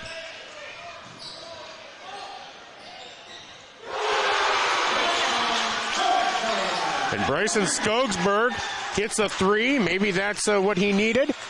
Makes it 14-10 with a minute 11 to go. And that one's out to Comus. Comus for 3. No good. Air ball into the hands of Trey Hansen. Ahead to Carter. Carter goes up, and Carter is fouled on the shot. All of a sudden, it's 14-10. And that is the second foul on Andrew Comus. So Carter Hansen to the line to shoot 2. First free throw is up and good. Checking in is Elijah Sims. Checking out was Andrew Comas. Second free throw up and off. Off the mark for Carter. Makes it 14-11. Sims drives in, kicks it back out to Brooks. Brooks for 3. That is short. And rebound to Schneider. And Madison will take a timeout. 16-11 with 47.9 seconds remaining in the first quarter. We'll take a timeout as well on ESPN Radio, 101.5 FM, 1570 AM, and Vermilion streaming on YouTube on the Midwest Ready Mix scoreboard. Vermilion trails 16-11.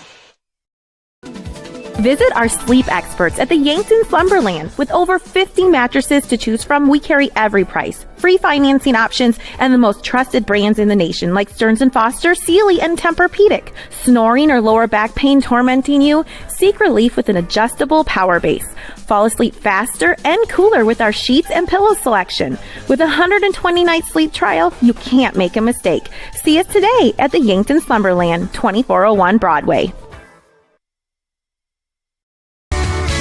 Get the finest wood in the neighborhood. Down at the lumberyard. But it's not just wood at the lumberyard. With a wide variety of quality building materials, the folks at the lumberyard can help you with all of your project needs. Whether it be paint, siding, cabinets, windows, or of course lumber, the lumberyard is ready to help. The best wood in the neighborhood at the lumberyard, 1000 West Cherry Street in Vermilion. Welcome back to the Birdcage. I'm Michael Schumacher alongside Jen Ashley Ware. With 44 seconds to go in the first quarter, Vermilion trails 16-11. Trey Hansen for 3. That is good! Trey Hansen from deep makes it 16-14. Brooks out to Thomas Meckles. Meckles, he's picked up his dribble, kind of caught out there. Brooks drives in. Gets it out to Shane Veenhoff, and that is stolen by Trey Hansen. Hansen goes up, and he is fouled on the shot with 18.4 seconds remaining. Vermilion, they were down 12-0 at one point, and that foul is on Elijah Sims. It's his first personal. Trey Hansen goes to the line, looking to try to tie it up. First free throw is up and good for Trey Hansen. Vermilion was down 12-0 at one point. It's now 16-15. As seems like maybe they did figure something out in that second timeout. That free throw is up and good for Trey, making it tied at 16. 17 seconds to go. And Skogsberg tries to get in the way of that. Here's Veenhoff. Veenhoff driving in. And they're going to call a foul on Carter. Veenhoff looked a little bit out of control, but that's going to be Carter's first personal. First team foul of the quarter. 10 seconds to go. Makes Madison inbound the ball. Inbounding the ball will be Sims. As they get it out to Meckles. Meckles guarded by Skogsberg. Gets it over to Miles Schneider. Schneider picked up by Cerny. 4 seconds to go. Here's Brooks. Brooks with the short jumper, and that is good. And that'll end the quarter. 18-16. Vermilion trails on the Midwest Ready Mix scoreboard at the end of one. We'll be back on ESPN Radio, 101.5 FM, 1570 AM KVTK, and Vermilion streaming on YouTube after these messages from our Vermilion sportscasters. You ready to start a career with an exciting team? Thermobond is looking to add to our team of experts. We offer competitive wages, a positive work environment, and on-the-job training. Thermobond is headquartered in Elk Point, South Dakota, and for over 30 years we've been providing lightweight and precast solutions for multiple industries nationwide. Check us out and see if you'd like to start a new career with us today.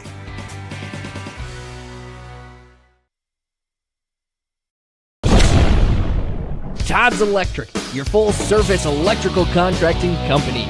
Todd's Electric services residential, commercial, agricultural, and industrial customers. From the simplest service call to the most complex design-build project, Todd's Electric has the expertise to do it right. Call Todd's Electric for all your electrical needs. Todd's Electric, helping you control all things electric. Except for lightning. Todd's Electric. Go Tanagers. Welcome back to the Birdcage. I'm Michael Schumacher alongside Jen Ashley Ware. After one period of play, Vermilion trails 18-16. But they trailed 12-0 at one point, so Good end of the quarter for Vermilion. And there's a three-pointer for Zone Robinson. And Zone helps Vermilion take their first lead of the game at 19-18. Vermilion has yet to hit a shot from the regular field. It's been field goals or free throws and three-pointers. Here's Ben Brooks. Brooks gets it out to Sims. Sims for three, no good. Rebound, Zone Robinson. Zone. He's feeling it. Over to Skogsberg. Zone back to Skogsberg. Skogsberg for three, no good. Ah, yes. Connor Rohrig in position. He is fouled by Eli Barger. That will be Barger's. It'll be the first team foul, his second personal. But the first team foul of the quarter. But Vermilion has taken their first lead, 19-18. Trey Hansen gets it out to Zone. Zone thought about the three. And that is going to be a jump ball. So that will go to Madison. Zone thought he might have been fouled. It looked like there was a lot of contact on that. But they chose to call a jump ball. So 7:18 to go. They're allowing a lot of physical play. And so that's just one thing you need to get used to then, I think. So here is Sims over to Callahan. Callahan guarded by Hansen. They get it over to Meckles. Meckles over to Barger. Good ball movement by this Madison team. And here's Sims. And that had to be a travel. How was that not called a travel? I'm sorry. But here is Barger over to Sims. 3 seconds on the shot clock. And they're going to call a foul on that on Carter Hansen as he picks the pocket. My goodness gracious, great googly muggly. I don't know how this is being called. I'm sorry. Coach Drake is wondering how that wasn't traveling when he lost the ball.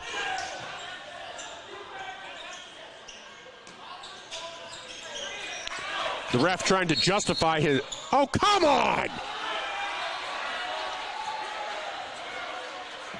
Foul on Carter Hansen. That's going to be his third. Third foul on Carter Hansen. This is horse, pucky, hockey, bull hooky. This is just ridiculous right now. Cole Tweeten checks in. Carter Hansen checks out. I'm sorry. So Madison will inbound the ball with 6:42 to go here in the second. Vermilion leads 19-18. Elijah Sims for three, and that is good. Makes the score 21-19 in favor of Madison. Trey Hansen with the ball at the top of the key. Now gets it over to Rohrig, over to Skogsberg. Skogsberg for three, and that's going to be way short. Tweeten with the save, though. Gets it out to Hansen. Hansen goes up, and that is it! Trey Hansen with the lay-in. The first field goal from the field, not from the three-point line or the free throw line. And here's Elijah Sims.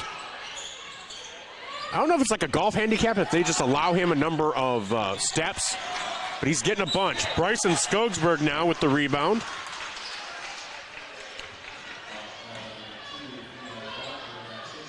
That's Eli Barger's third personal, second team of the quarter.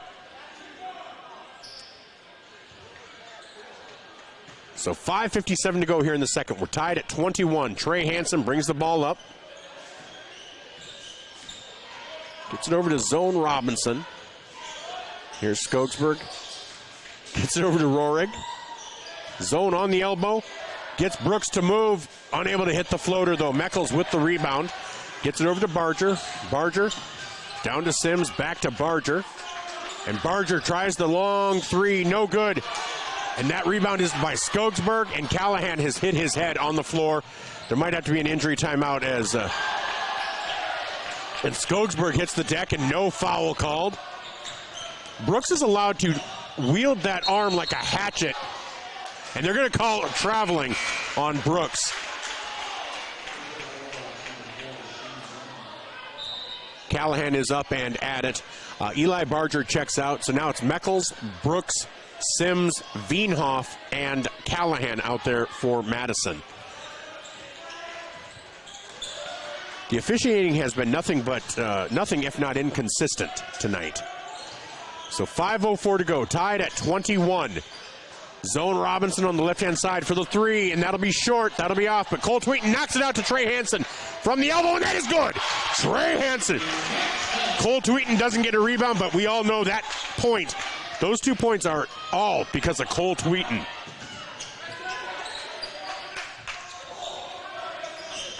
Here's Elijah Sims. Vermilion leads 23-21. This is their biggest lead of the game at 2 points. Here's Brooks, looks to drive in, gets it out to Veenhoff. And there is Sims for three. 24-23 in favor of Madison, 4:20 to go. Trey Hansen for three, no good. And they're going to call a foul on Cole Tweeten. That's Cole's first personal. Third team. So with 4:16 to go, Vermilion trails 24-23. Elijah Sims with the ball. Gets it over to Brooks. Brooks gets it ahead to Meckles. Meckles gets it across the midcourt line. Gets it out to Brooks then. Down to Veenhoff. Veenhoff out to Sims.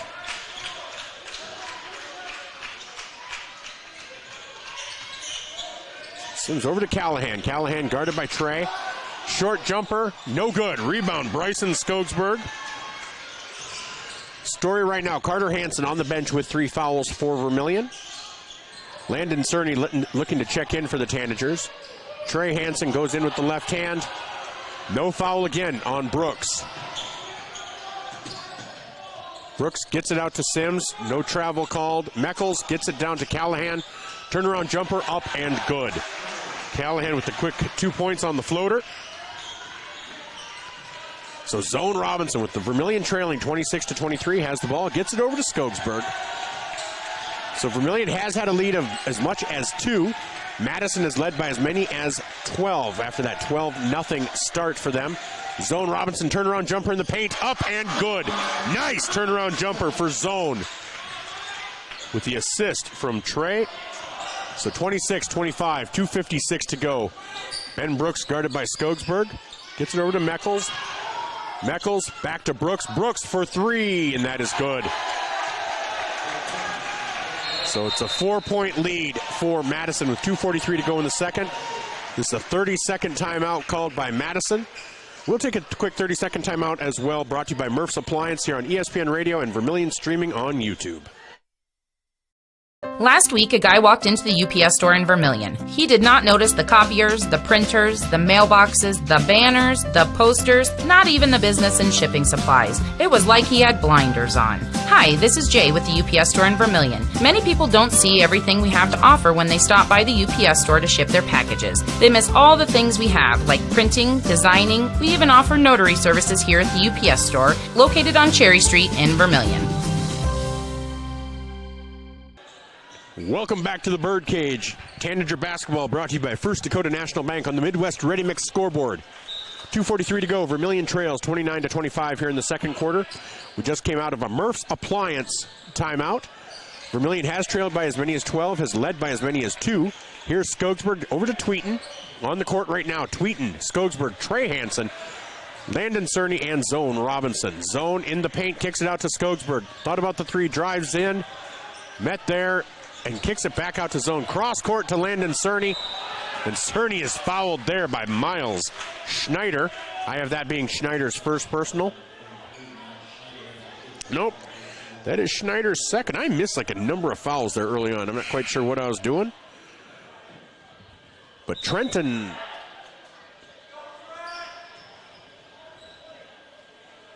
So Trenton Thomas will check in, but he can't come in yet. Landon Cerny has the ball, gets it over to Skogsberg. 29-25, 2:13 to go as Vermilion trails, and that ball is laid up and a missed layup, and that is out of bounds off of Madison. So back to Vermilion. Trenton Thomas checks in for Cole Tweeten. Thomas, as we mentioned in the pregame show with the interview with Coach Drake, has been seeing a little more action due to Landon Cerny injuring his knee 2 games ago. And then he saw a little action this last time. And again, getting in the first half. There's Landon Cerny, and he is fouled by Callahan. That will be Callahan's 3rd personal. And I believe that will be on the shot. So Charles Callahan now with 3 personals, 4 team fouls. Cerny to the line to shoot 2. Vermilion trails 29-25. Still trails 29-25 as Cerny misses the first.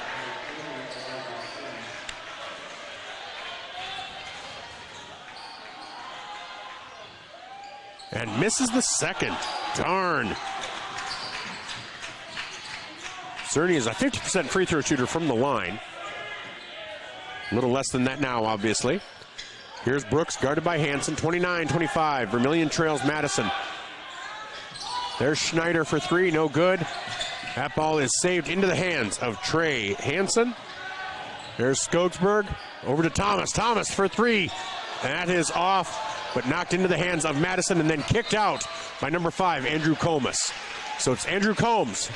I apologize, it's Combs. Andrew Combs, Elijah Sims, Ben Brooks, Miles Schneider, and Shane Veenhoff out there for Madison. For Vermilion, Landon Cerny, Bryson Skogsberg, Trey Hansen, Zone Robinson, and Trenton Thomas. Skogsberg with the ball on the left-hand side, gets it over to Thomas. Thomas gets it into the hands of Trey Hansen, over to Zone.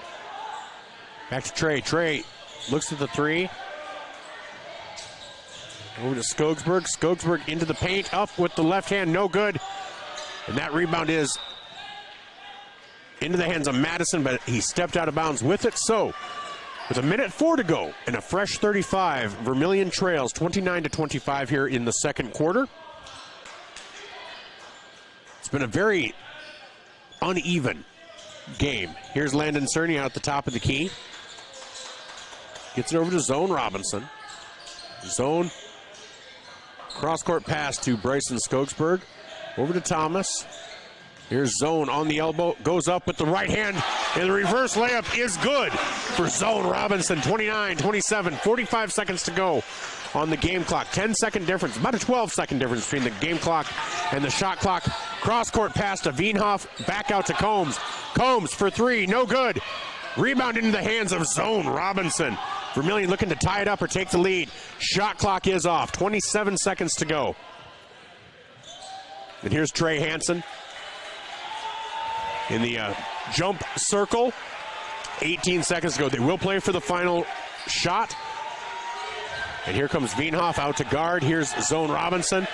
Combs, 10 seconds to go. Trey Hansen up top. And Trey Hansen with 6. 5 over to Skogsberg. Skogsberg for 3, no good. And that'll be the way the quarter ends. 29-27. Vermilion trails Madison at the end of 2. We'll be back with our Carlson's Body Shop halftime show after these messages from our Vermilion sportscasters on ESPN Radio 101.5 FM, 1570 AM, and Vermilion streaming on YouTube. In a situation like this, the first thing you do, of course, is make sure everybody's okay. And then you're thinking, you better call your insurance person. No, just call Justin. At Vermilion Auto Works, you see Justin handles all the insurance claims and gives free quotes. Not everybody does the free quote thing anymore, you know. So call Justin at Vermilion Auto Works. He'll take care of the situation. Carrying WeatherTech, Rough Country, and Tuxedo. Vermilion Auto Works. Vermilion Medical Clinic has an ongoing mission to provide areas with quality health care and convenient access to medical professionals. Our patients at Vermilion Medical Clinic value our dedicated primary care physicians, compassionate PAs, and consistently scheduled outreach specialty care. If you have health questions, need a screening, or have medical concerns for yourself or family members, call us for an appointment or visit VermilionMedicalClinic.com. So much care, so close to home. If you're looking for the perfect fit, Vermilion Vision Care Associates fits like the right pair of glasses. Vision Care Associates has its roots in family eye care, and the doctors are well known for being primary eye care providers. With the ability to treat and diagnose a variety of settings, Vermilion Vision Care Associates is the right fit for you. Plus, they can fit you into a new pair of glasses, sunglasses, or contacts that feel just right. With continuing education, see the best doctors at Vermilion Vision Care Federal Credit Union, we believe in giving back to the the community that supports us. That's why our employees make it a priority to volunteer their time and talents to make a difference. Whether it's improving local causes, fighting hunger, or supporting our local zoo, our team is dedicated to making a positive impact in the lives of those around us. We're more than just a financial institution. We're a part of the community, working together to make it a better place for everyone. Your community, your credit union. Voyage Federal Credit Union. Welcome back to the Birdcage in Vermilion, South Dakota. You're watching or listening to the Carlson's Body Shop halftime show. I'm Michael Schumacher alongside Jen Ashley. Well, let's take a look at that first half. Vermilion got off to a bad start. Madison roared out to a 12-0 lead, and Coach Jay Drake had to use 2 of his timeouts early on. But after that second timeout, things really settled down, starting off with some free throws, getting the lid off the basket, as the Tanagers then went quite a while without even hitting a field goal. It was 3-pointers and free throws. They were down by, like Baya said, as much as 12 points. They have led by as many as 2, but here at the half, they trail 29-27. Vermilion is being led in scoring by Zone Robinson and Trey Hansen at 9 points each. Bryson Skogsberg with 5, Landon Cerny with 3, and Carter Hansen with 1. Carter Hansen in foul trouble with 3 fouls. For Madison, they're being led in scoring by Elijah Sims on the back of 3 3-pointers with 11 points. Ben Brooks with 9 points, 4 points for Charles Callahan, and 3 for Thomas Meckles. So that is the way the first half went for the Tanagers and Madison Bulldogs here on ESPN Radio 101.5 FM, 1570 AM in Vermilion, streaming on YouTube. When we come back, we'll take a look around the state, brought to you by the Vermilion Medical Clinic. You're listening or watching the Carlson's Body Shop halftime show on ESPN Radio. Your invitation to thrive in Yankton, South Dakota. Nestled on the bluffs of the Missouri River, plenty of outdoor adventures are waiting. Whether you work remote or in a traditional office, we have a spot for you. Quality health care, diverse manufacturing, progressive school system, Mount Marty University, and so much more. Explore with family and friends. Let's thrive together. If you want somebody to come into your home and fix everything right the first time, look professional, act professional, treat you with respect, you got to call Kaylin's. When they come in, I feel that they want to be there. I feel that they want to help me. You know, they put on the little booties over their shoes. They had canvas from the garage door all the way down to walk on. They left the furnace room in the basement probably cleaner than it was when they came in. They just do customer service very well. I would recommend Kaylin's to anyone. A game without a crowd is just a scrimmage. A performance without an audience is just a rehearsal. Without your presence, high school sports and the performing arts aren't possible. Ensure that these essential extracurricular activities continue to enrich the lives of students in South Dakota. Purchase a ticket to your local high school's game or performance. This message presented by the SDHSAA.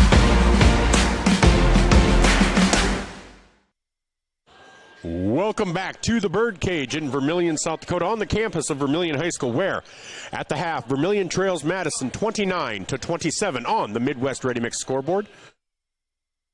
This is the Carlson's Body Shop halftime show, and let's take a look around the state. Brought to you by the Vermilion Medical Clinic. In AA action, the boys, Yankton is hosting O'Gorman.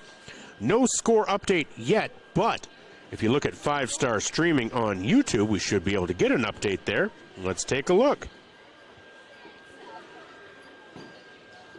And it's at the half. Wow, Yankton's hanging in there. Vermilion, O'Gorman 26, Yankton 19. They are at the half.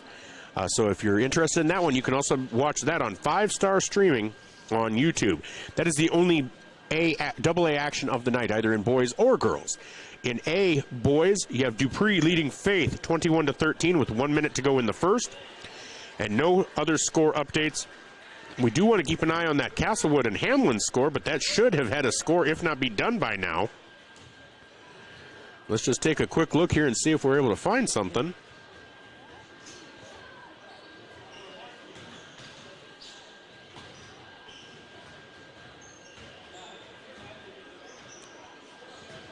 Just looks like they're in the pregame. I don't think that 6 o'clock start time was quite accurate, so we will ignore that for now. And we'll come back. We might have a score update later, but it does look like they are warming up there. So Dupree leading Faith with 1 minute to go in the first. In B action, Avon leads Freeman Academy Marion 13-8 with 1 minute to go in the first. DeSmet leads Canastota 8-7 with 1 minute to go in the first. And those are the only score updates so far. In girls action, nothing in AA. In A girls, Winner leads Corsica Stickney 30-16 with 5 minutes to go in the third. Aberdeen Roncalli leads Teoshpa Zena 31-0 at the end of period one. Now that Aberdeen Roncalli team is the team that the Tanager girls will play on Saturday. And we'll go over the Tanager upcoming schedule for the rest of the week in the postgame, or maybe even later here in the halftime.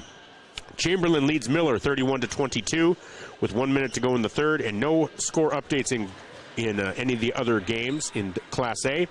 And in Class B, Lyman defeated Potter County 73-60. Avon defeated Freeman Academy Marion 40-15. And again, Winner leads Corsica Stickney 30-16. Howard leads Oldham Ramona Rutland 35-24 at the end of period three. In a good one, 2 minutes to go in the game, Tripp Delmont Armor 41. Andes Central Dakota Christian 38. That is your look around the state, brought to you by the Vermilion Medical Clinic. So much care, so close to home. We'll be back and continue with our Carlson's Body Shop halftime show here on ESPN Radio, 101.5 FM, 1570 AM, and Vermilion streaming on YouTube after these messages from our Vermilion sportscasters. Safe means you're sort of protecting yourself. My mom and dad told me how to be safe. It's like super duper important. Hold a grown-up's hands. Put a helmet on because you might hurt your head super duper bad. Protect their future by protecting yours with your local State Farm agent, Dick Sunday.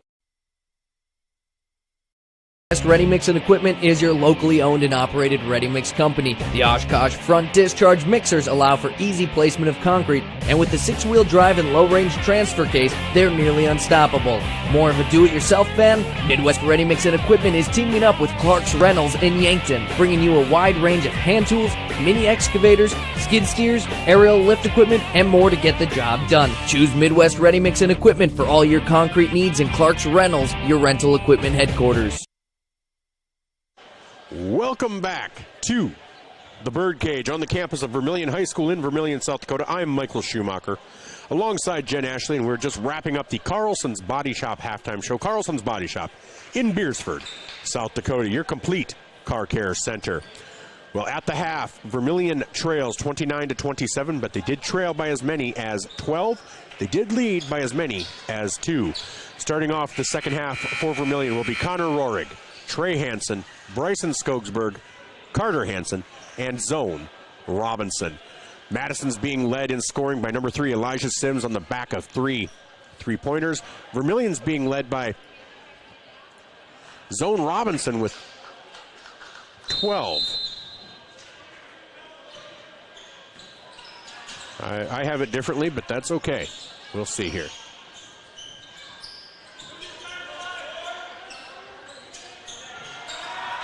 So that pass is stolen away by Thomas Meckles, as Vermilion did start with possession.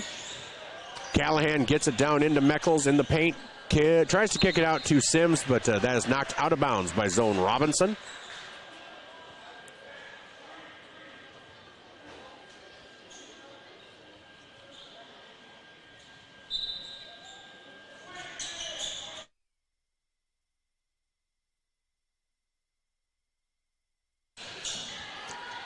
And Meckles on the left-hand side kicks it all the way across to Eli Barger. It's the original starting 5 out there for Madison. Charles Callahan with a long three-pointer, contested by Trey, but shot by Callahan. Takes it back out to a 5-point lead, 32-27, 7:17 to go here in the third. Zone Robinson on the elbow, gets it down to Connor. Connor goes up with the right hand, unable to connect. Rebound, Thomas Meckles. Here's Meckles at the top of the key. Gets the ball over to Barger. Here's Callahan, guarded by Carter Hansen. Callahan up with the floater, no good. Rebound, Zone Robinson.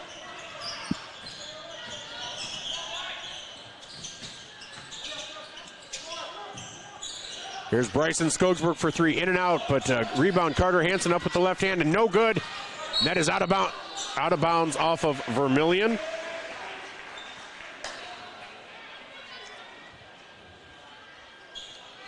So Madison to inbound with 6:37 to go here in the third. Vermilion trails 32-27. Here's Sims over to Brooks, over to Meckles. Meckles gets it back to Brooks. Brooks over to Sims. And they allow Sims so much extra footwork. I'm not quite sure what they're not seeing. There's Ben Brooks with the floater, no good.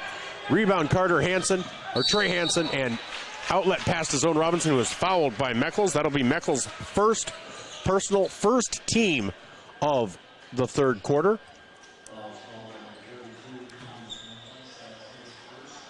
So Zone Robinson fouled on the shot, will go to the line to shoot two. Zone has 9 points on the night.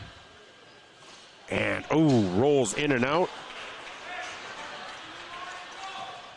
Try to get this down to a 4-point lead. Rohrig goes back as the safety. And Robinson hits the second.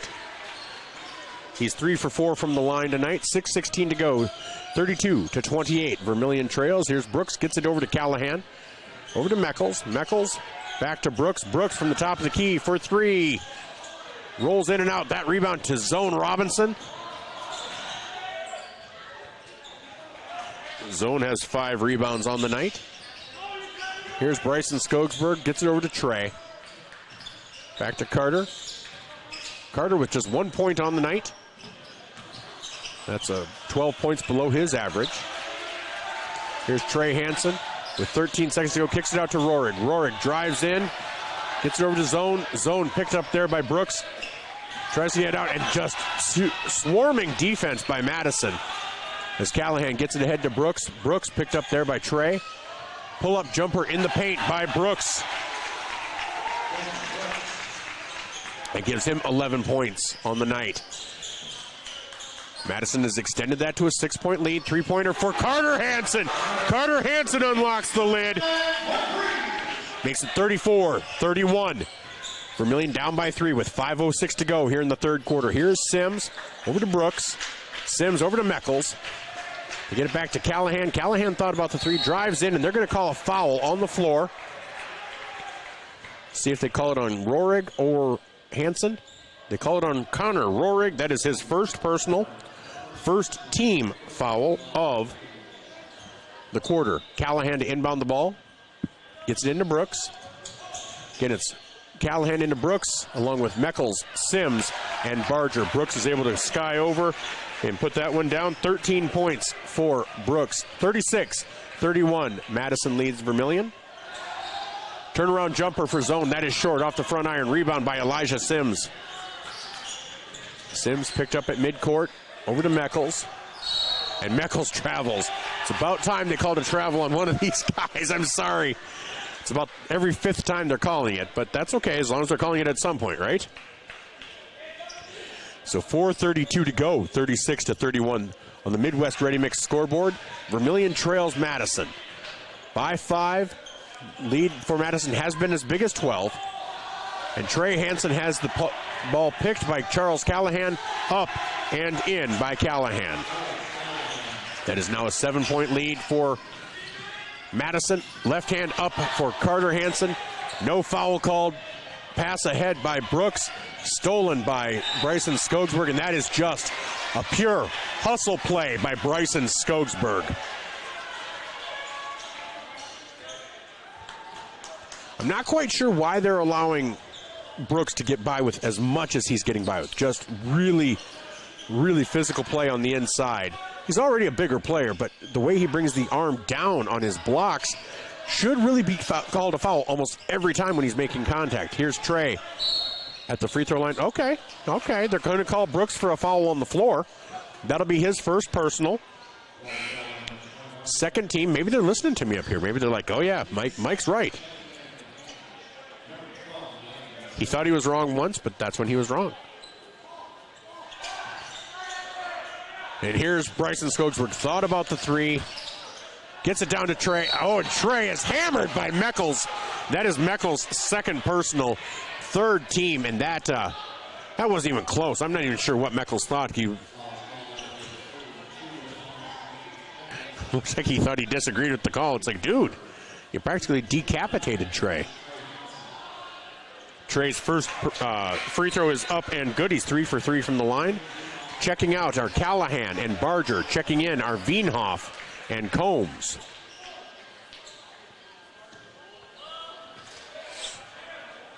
Trey Hansen's second free throw is up and good. That's 11 points on the night for Trey. Here's Veenhoff, kicks it out to Combs, over to Sims. Sims will drive in with the floater, up and good for Sims. 3:26 to go. Vermilion trails 40-33. Skogsberg for three, and that is good. Bryson Skogsberg for three. And so this is a full timeout taken by Coach Drake as Vermilion trails 40-36 on the Midwest Ready Mix scoreboard.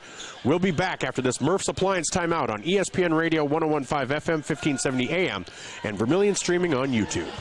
Blaine Olson, owner of Blaine's Body Shop in Vermilion. I grew up here, graduated here, and now have a business here. I'm proud to serve the community that has helped me live this dream. I have top-notch equipment, the latest in training, along with a work ethic and the desire to serve you. Should you need repairs in the future, please remember Blaine's Body Shop across from Polaris on the Highway 50 bypass in Vermilion. Blaine's Body Shop. Automotive collision repair. Now online at blainesbodyshop.com.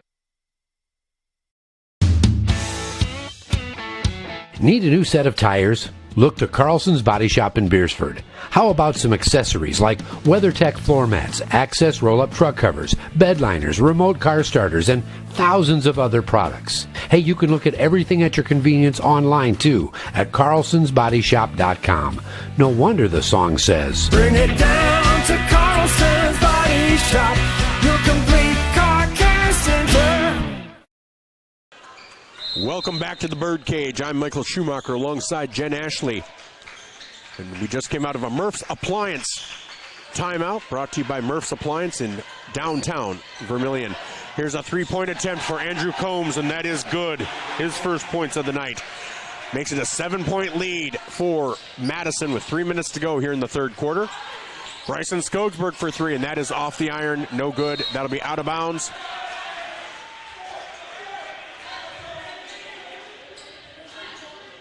So again, Vermilion trails 43-36. You're listening to Tanager Basketball, brought to you by First Dakota National Bank. But again, on the Midwest Ready Mix scoreboard, 43-36. Here's Elijah Sims trying to get the ball across midcourt, picked up by Trey Hansen. Again, original starting five out there, except Connor Rohrig out, Landon Cerny in. Here's Sims, gets it over to Veenhoff. Veenhoff over to Combs. Meckles picked up by Skogsberg. And it's going to be an offensive foul, I believe, on Combs, number 5. That'll be his third personal. Third personal, fourth team.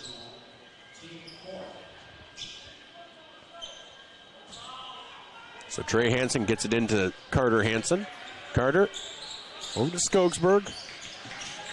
To go around the top of the key, Cerny on the block, over to Carter. Carter drives in. And that's going to be a foul on Veenhoff. And that'll be a foul on Veenhoff. That's his first personal. Carter Hansen will go to the line to shoot 2. Carter with 4 points on the night. Vermilion trails by 7, 43-36, 2:19 to go here in the third quarter. First free throw by Carter is short. He's 1 for 3 from the line. Second free throw is good. 2 for 4 on the night from the line for Carter. 2:18 to go. Vermilion trails by 6. Here's Ben Brooks bringing the ball up. Drives into the lane. Kicks it out to Sims, and that is out of the hands of Sims. That'll go back to Vermilion. Vermilion looking to trim that 6-point lead. Get it back down to 4. Maybe get it down to 3. Depending on how it goes here. But Trey Hansen bringing the ball up. He is at midcourt right now. Picked up there by Veenhoff. Gets it over to Zone. Zone over to Skogsberg. Skogsberg for three. Yes! Bryson Skogsberg. That's his third three of the night. Brooks drives in, kicks it back out to Sims. Sims drives in with the floater up, and that is good. Nice touch by Sims on that one. And this is going to be a timeout called by Madison, I believe. And that's a 30-second timeout, so we'll just keep it right here. Minute 46 to go in the third quarter. On the Midwest Ready Mix scoreboard, Vermilion trails 45-40. During this Murph's Appliance timeout, let's take a look at the scoring leaders right now. For Vermilion being led by Trey Hansen with 11 and Zone Robinson with 10. And Bryson Skogsberg also has 11. So it's 11 for Hansen, Trey Hansen, 11 for Bryson Skogsberg, and 10 for Zone Robinson. For Madison, they are being led by Ben Brooks, who has 13. Also Elijah Sims with 15.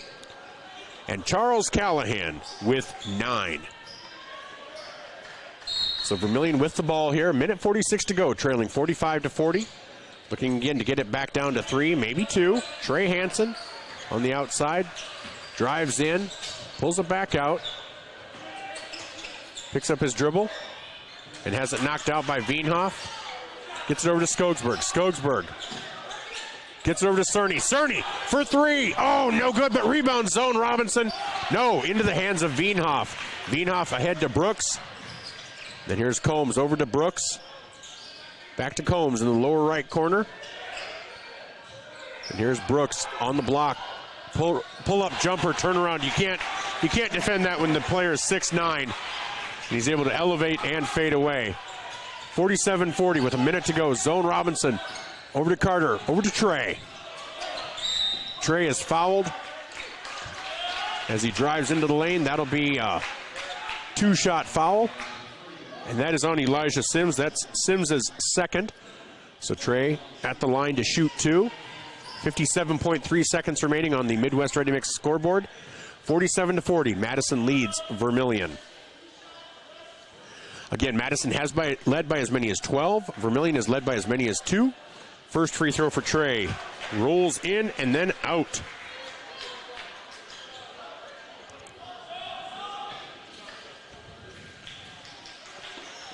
Second free throw is good for Trey.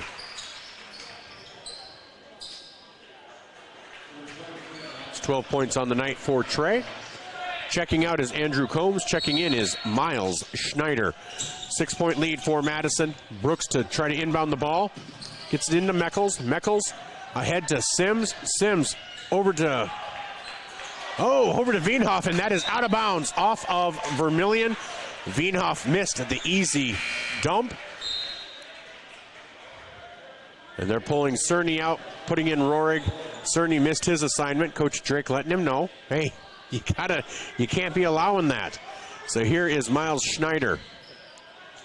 Over to Veenhoff. And Elijah Sims guarded by Rohrig. Here's Schneider over to Brooks. Brooks guarded by Zone Robinson. And Ben Brooks goes up with the right hand, cuts through the defense, makes it an 8-point lead for Madison. Shot clock is off here in the third quarter. 26 seconds to go. Vermilion probably looking for the final shot, trying to get it down to 6, maybe 5. 16 seconds to go. 14, 13. Trey Hansen with the ball.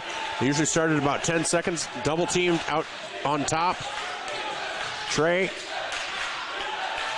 And that floater is no good. Rebound, Ben Brooks, as he heaves it, hits the backboard, and that is no good. At the end of 3, Madison leads 49-41. We'll be back after these messages from our Vermilion sportscasters. Again, 49-41 on the Midwest Ready Mix scoreboard.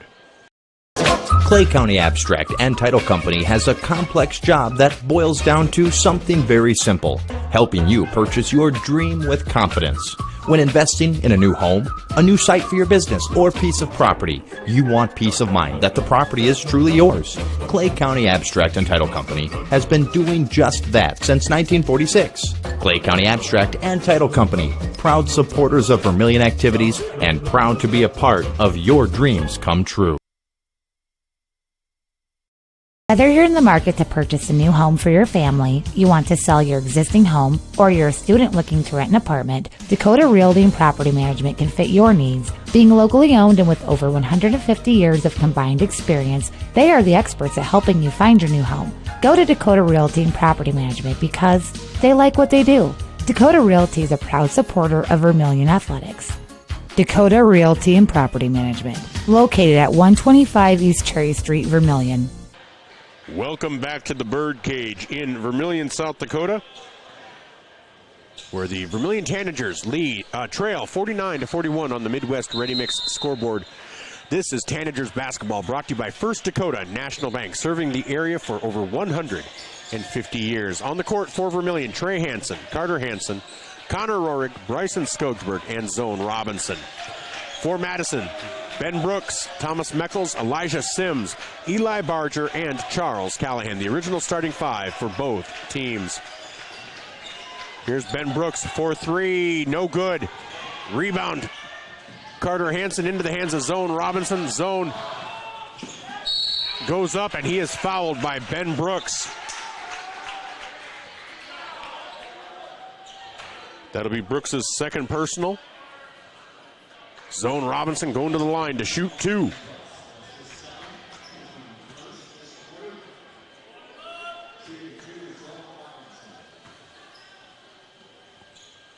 First free throw for Zone is up and good. 4 for 5 for the night for Zone from the line. That gives him 11 points. And that gives him 12. Zone Robinson having a night, 3 points above his average. Here's Ben Brooks. Vermilion now trails by 6. Brooks into the paint, kicks it out to Sims. Sims for three. I'm sorry, come on. If you're going to call that now, then you should have been calling it all game long. This is bull. Three-pointer for Elijah Sims. Makes it 52-43. Fouled by Connor Rohrig. That was Rohrig's second personal. And the free throw is up and good for Sims. I'm sorry, but there's been so much more contact like that on Tanager players, not called at all. And Skogsberg couldn't get the same drop. Meckles with his third personal. Skogsberg will go to the line to shoot three.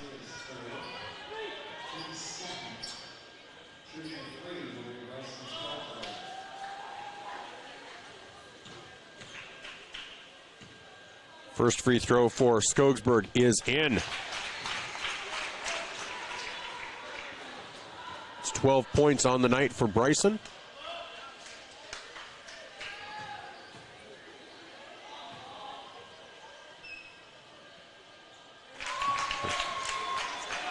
$13 points on the night for Bryson.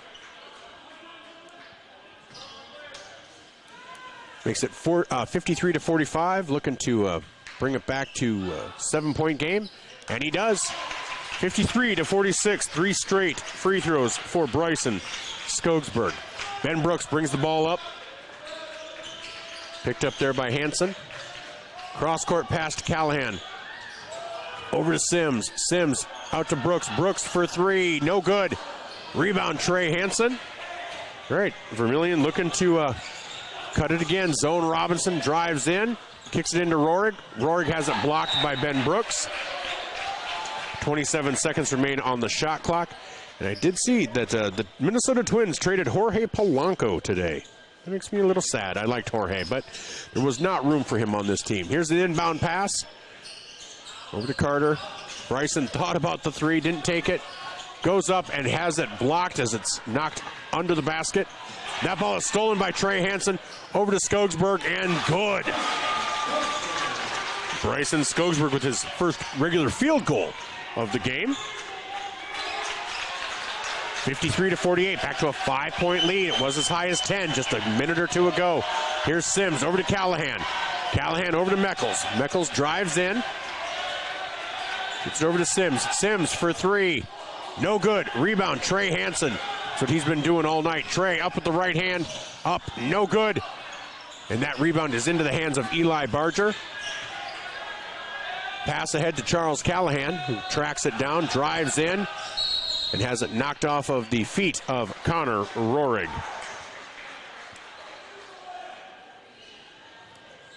I'm sure Coach Drake would have preferred maybe Trey pull it up when he didn't have the numbers, especially when Brooks was the player defending him. Brooks at 6'9" makes every shot that much more difficult. 29 seconds on the shot clock. Brooks' turnaround jumper is good. Brooks is a good player. 55-48, 5:45 to go here in the fourth on the Midwest Ready Mix scoreboard. Vermilion trails by 7. Carter Hansen picked up by Sims. Over to Trey. Trey back to Carter. Carter back to Trey. Trey for three. No good. It didn't touch anything. That should not be called out of bounds. It did not touch the backboard. It did not touch the barister. Oh. Okay, 5:28 to go, 55-48. Ben Brooks with the ball, guarded by Carter Hansen. Madison, good inside-outside movement. Here is Eli Sims, and Eli Barger for three. Barger's on the board now. All the starters for Madison have scored. Back to a 10-point lead for Madison. Three-pointer for Connor Rohrig, no good. Callahan with the rebound. And Vermilion's showing a little frustration out there, and I don't blame him. This thing is being officiated horribly. But this is Elijah Sims down to Meckles. Meckles out to Barger, no good. That rebound is off of Matt. Nope, they're going to say it's off of Vermilion. I suppose I should try to hide the disgust in my voice a little more than I do, but sometimes you just can't. 4:42 to go. Vermilion trails 58-48. Sims gets it into Meckles. Over to Callahan. Back over to Barger. 4:35 to go. 27 seconds on the shot clock. Ben Brooks drives in, goes up with the right hand, and they're going to say that he was fouled on the shot. I believe it'll be on Rohrig. Yep, Connor Rohrig with his third personal. Second team of the quarter, but Brooks was in the act of shooting, so he will go to the line to shoot two. And that is his 20th point of the night for Ben Brooks. Madison did not have stats, but the way he's playing tonight, Ben Brooks looks like an all-state player to me. That gives him 21. Carter Hansen gets it down to Trey. Back out to Carter, over to zone. Bryson to Trey on the elbow. Trey in the paint, up and good.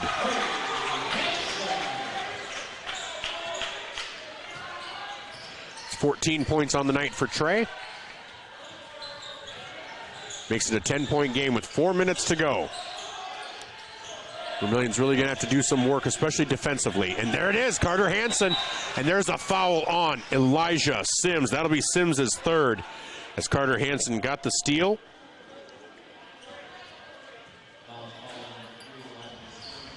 It's only the third team foul of the quarter.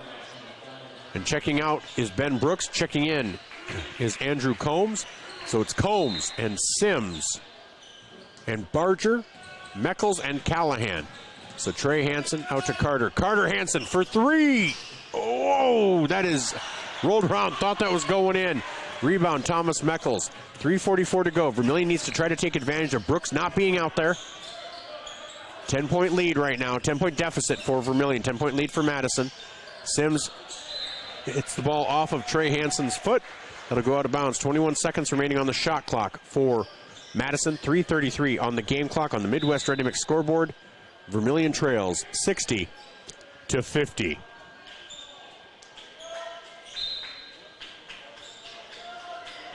They get it into Callahan. Callahan guarded by Trey. Out to Sims. Sims picked up by Rohrig. Cross-court pass to Combs. Over to Meckles. They try to get it down low to Barger. 5 seconds on the shot clock. Meckles will drive in. And that is definitely a travel on Meckles. So with 3:13 to go, Vermilion trails 60-50. Brooks checks back in. Eli Barger checks out.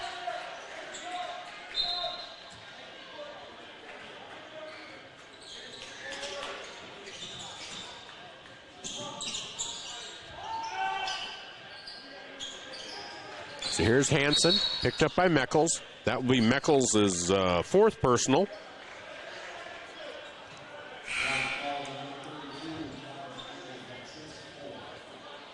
So checking in, Shane Veenhoff, checking out Thomas Meckles.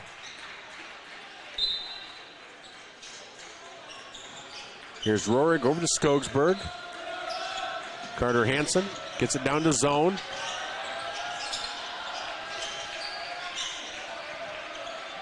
Zone picked up by Callahan. Cross-court pass to Skogsberg. Skogsberg drives in, unable to hit the shot, but is fouled by Ben Brooks. That'll be Brooks' third personal. And Bryson will go to the line to shoot two.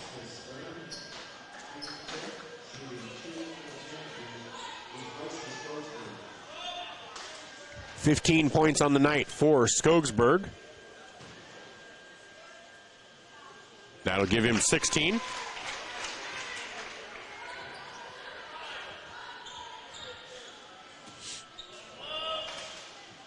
$60-51, 2:47 to go. Skogsberg shooting the second of two, and he hits, and that'll be a full timeout taken by Coach Jay Drake. So, 2:47 to go. Vermilion trails by 8, 60-52 on the Midwest Ready Mix scoreboard.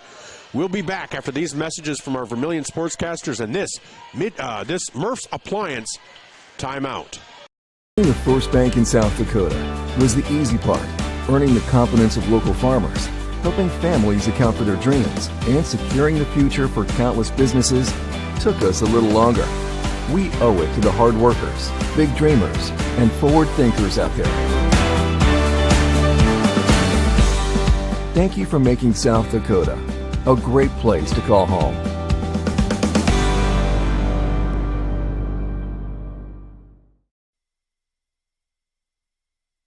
Digital Solutions started small, but now we're growing as FDS provides live streaming coverage for over 20 schools across 3 different states on our Fuller Digital Solutions YouTube channel. Subscribe to get notified when we go live for your school events. Big events are captured live, and your business can get noticed with advertising during our live streams. Local talent and camera operators are encouraged to contact us too for future employment. No experience necessary. We will train. For information about advertising or working with Fuller Digital Solutions, email us and follow us on Facebook.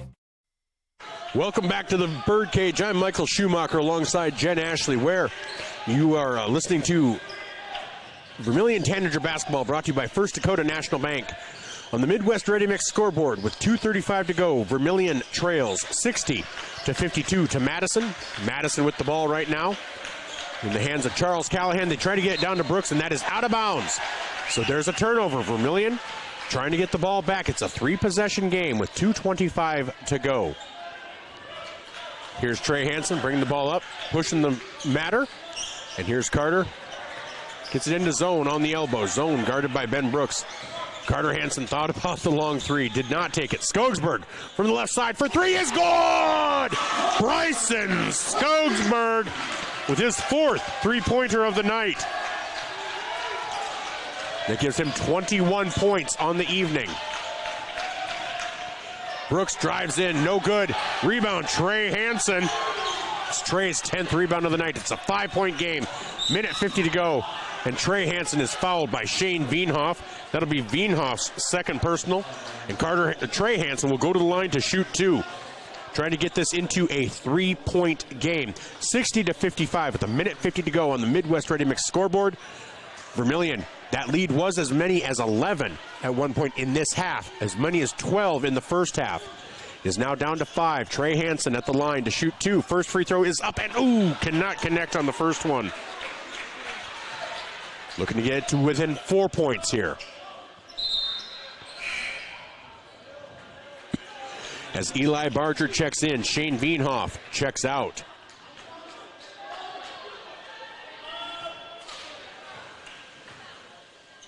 Second free throw from Trey, no good, off the back iron, rebound, Ben Brooks. So again, still a 5-point lead for Madison. Ben Brooks guarded by Carter Hansen. Gets it out to, that should have been a travel, Eli Barger. But nothing called here. It's over to Combs, guarded by Robinson. 20 seconds on the shot clock. Callahan has it stolen away by Trey Hansen. Trey Hansen pushing the issue up, gets it over to Zone. Zone for three, no good. Rebound into the hands of Charles Callahan. Gets it ahead to Elijah Sims. Sims picked up there. 1:18 to go. 60-55. Vermilion trails. 25 seconds on the shot clock. And they're going to call a foul on Zone Robinson, I think. Zone was his first personal. Second team. And I don't know. They've allowed far more than that to go on tonight. That's the third team. Sorry. Zone's first, team's third. Here's Combs to inbound the ball, gets it into Brooks. Brooks guarded by Carter. Brooks takes it into the paint, has it stolen away by Connor Rohrig. Vermilion pushing the issue. Trey Hansen drives in, and he is fouled by Elijah Sims. That'll be Sims's fourth. So Hansen to go to the line to shoot two. 59.8 seconds remaining.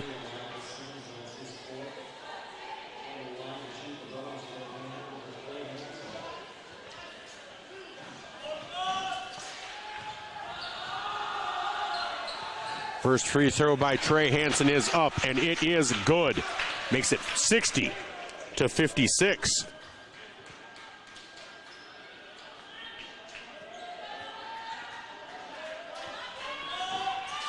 This can make it a one-possession game. Trey, and that is good. Trey Hansen tonight, 7 of 10 from the line. 60-57, 59.8 seconds to go. Vermilion with the full court press. And this is going to be a timeout called by Coach White for Madison. 56.3 seconds remaining. We will take a Murph's Appliance timeout. We'll be back after these messages on Vermilion streaming on YouTube and ESPN Radio. Interior technicians. I'm ready for my big role, Jerry. What do you mean? You said I'd be in your next 30 commercials. No. I said Intech has over 30 years of commercial cleaning experience. You know, like offices, so they can ensure happy visitors and a healthy workforce. So the shoot's in an office? I can make that work. Oh my goodness. When you need it clean, call the Intech team. Knutson Family Dentistry in Vermilion, they strive to provide the highest quality patient-centered dental care in a friendly, relaxing atmosphere. Knutson Family Dentistry works hard to provide the best cosmetic, general, and emergency dental treatment in the area. With over 50 years of combined dental experience, the latest dental technology, and a professional and compassionate staff, they're your top choice for dental care. Call for an appointment at 605-857-8008. Knutson Family Dentistry of Vermilion. Welcome back to the Birdcage, where with 56.3 seconds remaining, Vermilion trails 60-57. We just came out of a Murph's Appliance timeout taken by Madison. Each team has one timeout left. Here's Ben Brooks with the ball, guarded by Carter Hansen. Carter has it knocked into the hands of Ben Brooks. 48 seconds, 24 on the shot clock. Full court press. They are pressing. And that is stolen away by Trey Hansen. Hansen goes up, and he is fouled by Elijah Sims. And Sims has just fouled out.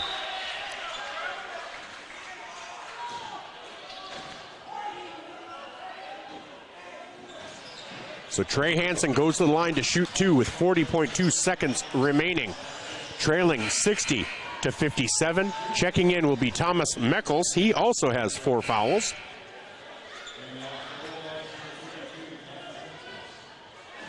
So 40.2 seconds remaining.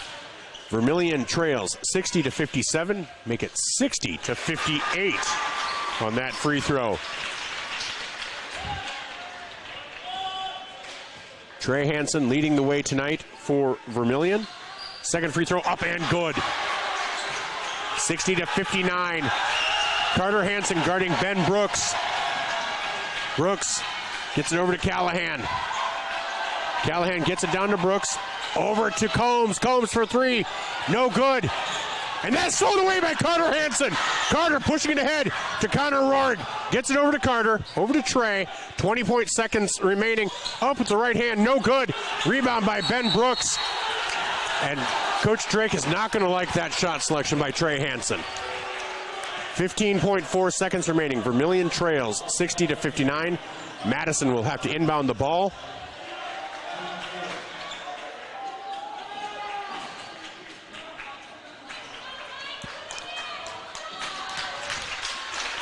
As Callahan tries to inbound the ball, gets it into Combs. Combs trying to get it across. Has it stolen away by Zone. Timeout, Vermilion. And Vermilion will call timeout. And we'll take a timeout as well here on ESPN Radio, 101.5 FM, 1570 AM, and Vermilion streaming. On the Midwest Ready Mix scoreboard, Vermilion trails 60-59. This timeout brought to you by Murph's Appliance in downtown Vermilion.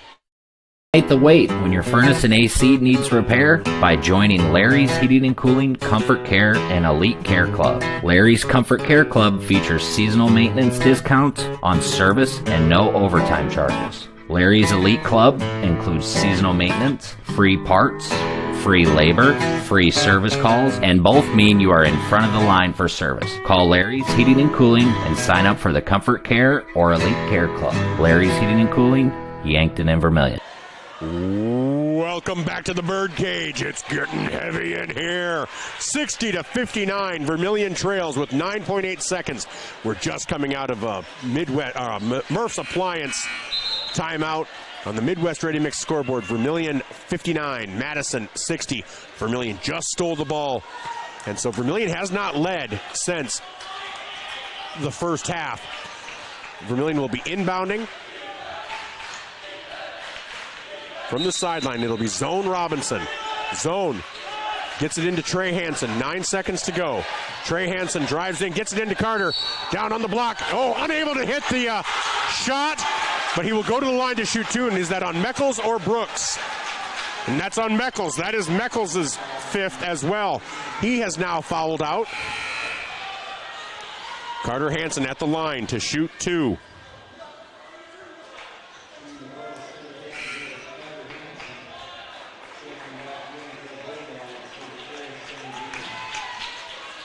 So Meckles checks out. So on the court, Brooks, Wienhoff, and we have a tie game! Carter Hansen at the line. And Andrew Coates is being warned about something. So on the court for Vermilion, Skogsberg, Rohrig, Robinson, Carter Hansen, and Trey Hansen. For Madison, it's Barger. Oh. And yes, Vermilion with the 1 point lead. Timeout Madison, 61-60. Vermilion with their first lead since the first half. We're just going to keep it here. 5.1 seconds remaining on the Midwest Ready Mix scoreboard. This Murph's Appliance timeout being brought to you by Murph's Appliance. I'm Michael Schumacher alongside Jen Ashley, where the Tanagers came out to a 12-0 deficit as Madison roared out. They eventually got the lead with 2 points. It then fell back into Madison's lead. Madison led 18-16 after the first quarter, 29-27 at the half, 49-41 after three. But Vermilion has trailed by as many as 11 in this quarter, and they have been fighting back and coming back the entire time. Carter Hansen just hit two big free throws. He is now 4 for 6 on the night, with 7 points.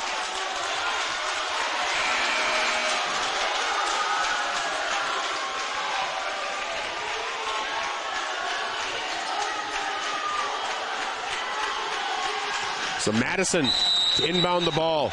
Here is Barger. Barger to get it in. Tries to get it into Brooks. Brooks there. Vermilion has a foul to give. Turnaround jumper for Brooks. And he traveled! He traveled 4/10 of a second, and Brooks traveled. Vermilion just needs to inbound the ball, and this game is over, and the Tanagers will win. Vermilion has won. Vermilion Tanagers in an epic comeback in a game that could be the winner of their season. This could be the signifier of great things to come for this Tanager team. Vermilion is now, oh my goodness. 9-4 on the season for these Tanagers. Oh my goodness. We'll be talking to Coach Drake here in the postgame. We've got more to come on the First Dakota National Bank postgame show. But the Midwest Ready Mix scoreboard shows nothing but zeros. Vermilion 61. Madison 60. Tanagers walk away victorious. We'll be back with more here on ESPN Radio 101.5 FM, 1570 AM, KVTK, Vermilion and Yankton, and Vermilion streaming on YouTube. You are self-motivated, accountable, and eager to learn new skills. We'd love to talk to you about a rock star career. Masaba in Vermilion is hiring full and part-time manufacturing positions for the rock industry. Masaba provides comprehensive training in a clean, safe, and state-of-the-art facility. Masaba offers competitive wages, a fun and interesting work environment and culture. Join our team of rock stars. Visit masabainc.com to learn more. You are self-motivated, accountable, and eager to learn new skills. We'd love to talk to you about a rock star career. Masaba in Vermilion is hiring full and part-time manufacturing positions for the rock industry. Masaba provides comprehensive training in a clean, safe, and state-of-the-art facility. Masaba offers competitive wages, a fun and interesting work environment and culture.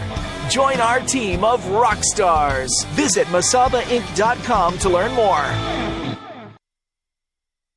You are self-motivated, accountable, and eager to learn new skills. We'd love to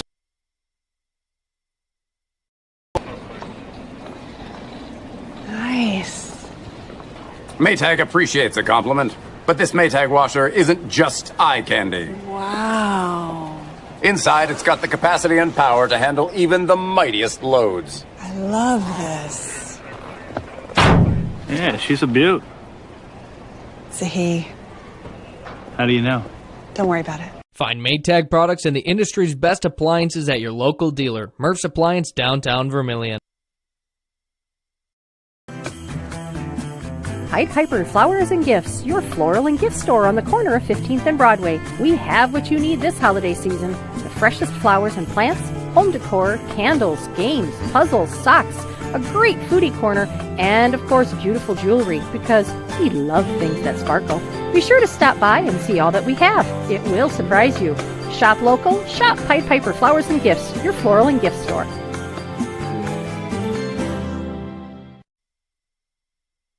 Your crew is craving Pizza Ranch? It's easy to order online at pizzaranch.com. Online ordering makes it fast and easy to order craveable crispy ranch chicken or build your favorite pizza exactly how you like it. And now, for even more convenience, place your favorite order with just one tap. So when you're craving pizza or the country's best chicken, go to pizzaranch.com and start your order. For craveable food and convenient online ordering, there's so much to love at Pizza Ranch. Ooh, welcome back to the Birdcage in Vermilion, South Dakota, where Vermilion mounts a comeback of epic proportions and wins 61-60 over the Madison Bulldogs. Vermilion trailed early 12-0, fought their way back, worked to a 2-point lead at some point in the first half, ended up falling behind again, trailed 18-16 at the quarter, 29-27 at the half, and then 49-41 at the end of 3. And Vermilion trailed by as many as 11 with just a couple of minutes remaining in that fourth quarter, but they were able to come back, and 2 free throws by Carter Hansen seal the deal. Carter had a rough night. It was not a normal Carter Hansen night, but boy, he came through when it mattered most. Oh my goodness. So let's take a look at the scoring. One good stat, they shot 33 field goals or free throws and made 25 for 33 from the free throw line for the Vermilion Tanagers. And so leading scorer for Vermilion was Bryson Skogsberg with 21, Trey Hansen with 18, Zone Robinson with 12, Carter Hansen with 7, and Landon Cerny with 3. For Madison, they were led by their big man, Ben Brooks, with 21, followed by Elijah Sims with 19. Yeah, between the two of them, they had 40 of the 60 points for Vermilion, followed by 9 points for Charles Callahan and 3 each for Thomas Meckles, Eli Barger, and Andrew Comas. And then also you had Miles Schneider with 2. So again, Vermilion wins 61-60 to move to 9-4 on the season. This Tanager team, you know, they find ways to win. They find ways to stay in games, and so that's going to serve them well in the long run. So we're going to take a quick time out. We might have Coach Drake when we come back. Otherwise, we're going to take a look around the state, and we'll take a look at the upcoming schedule for these Vermilion Tanagers. We'll be right back on ESPN Radio, 101.5 FM, 1570 AM, as well as Vermilion streaming on YouTube.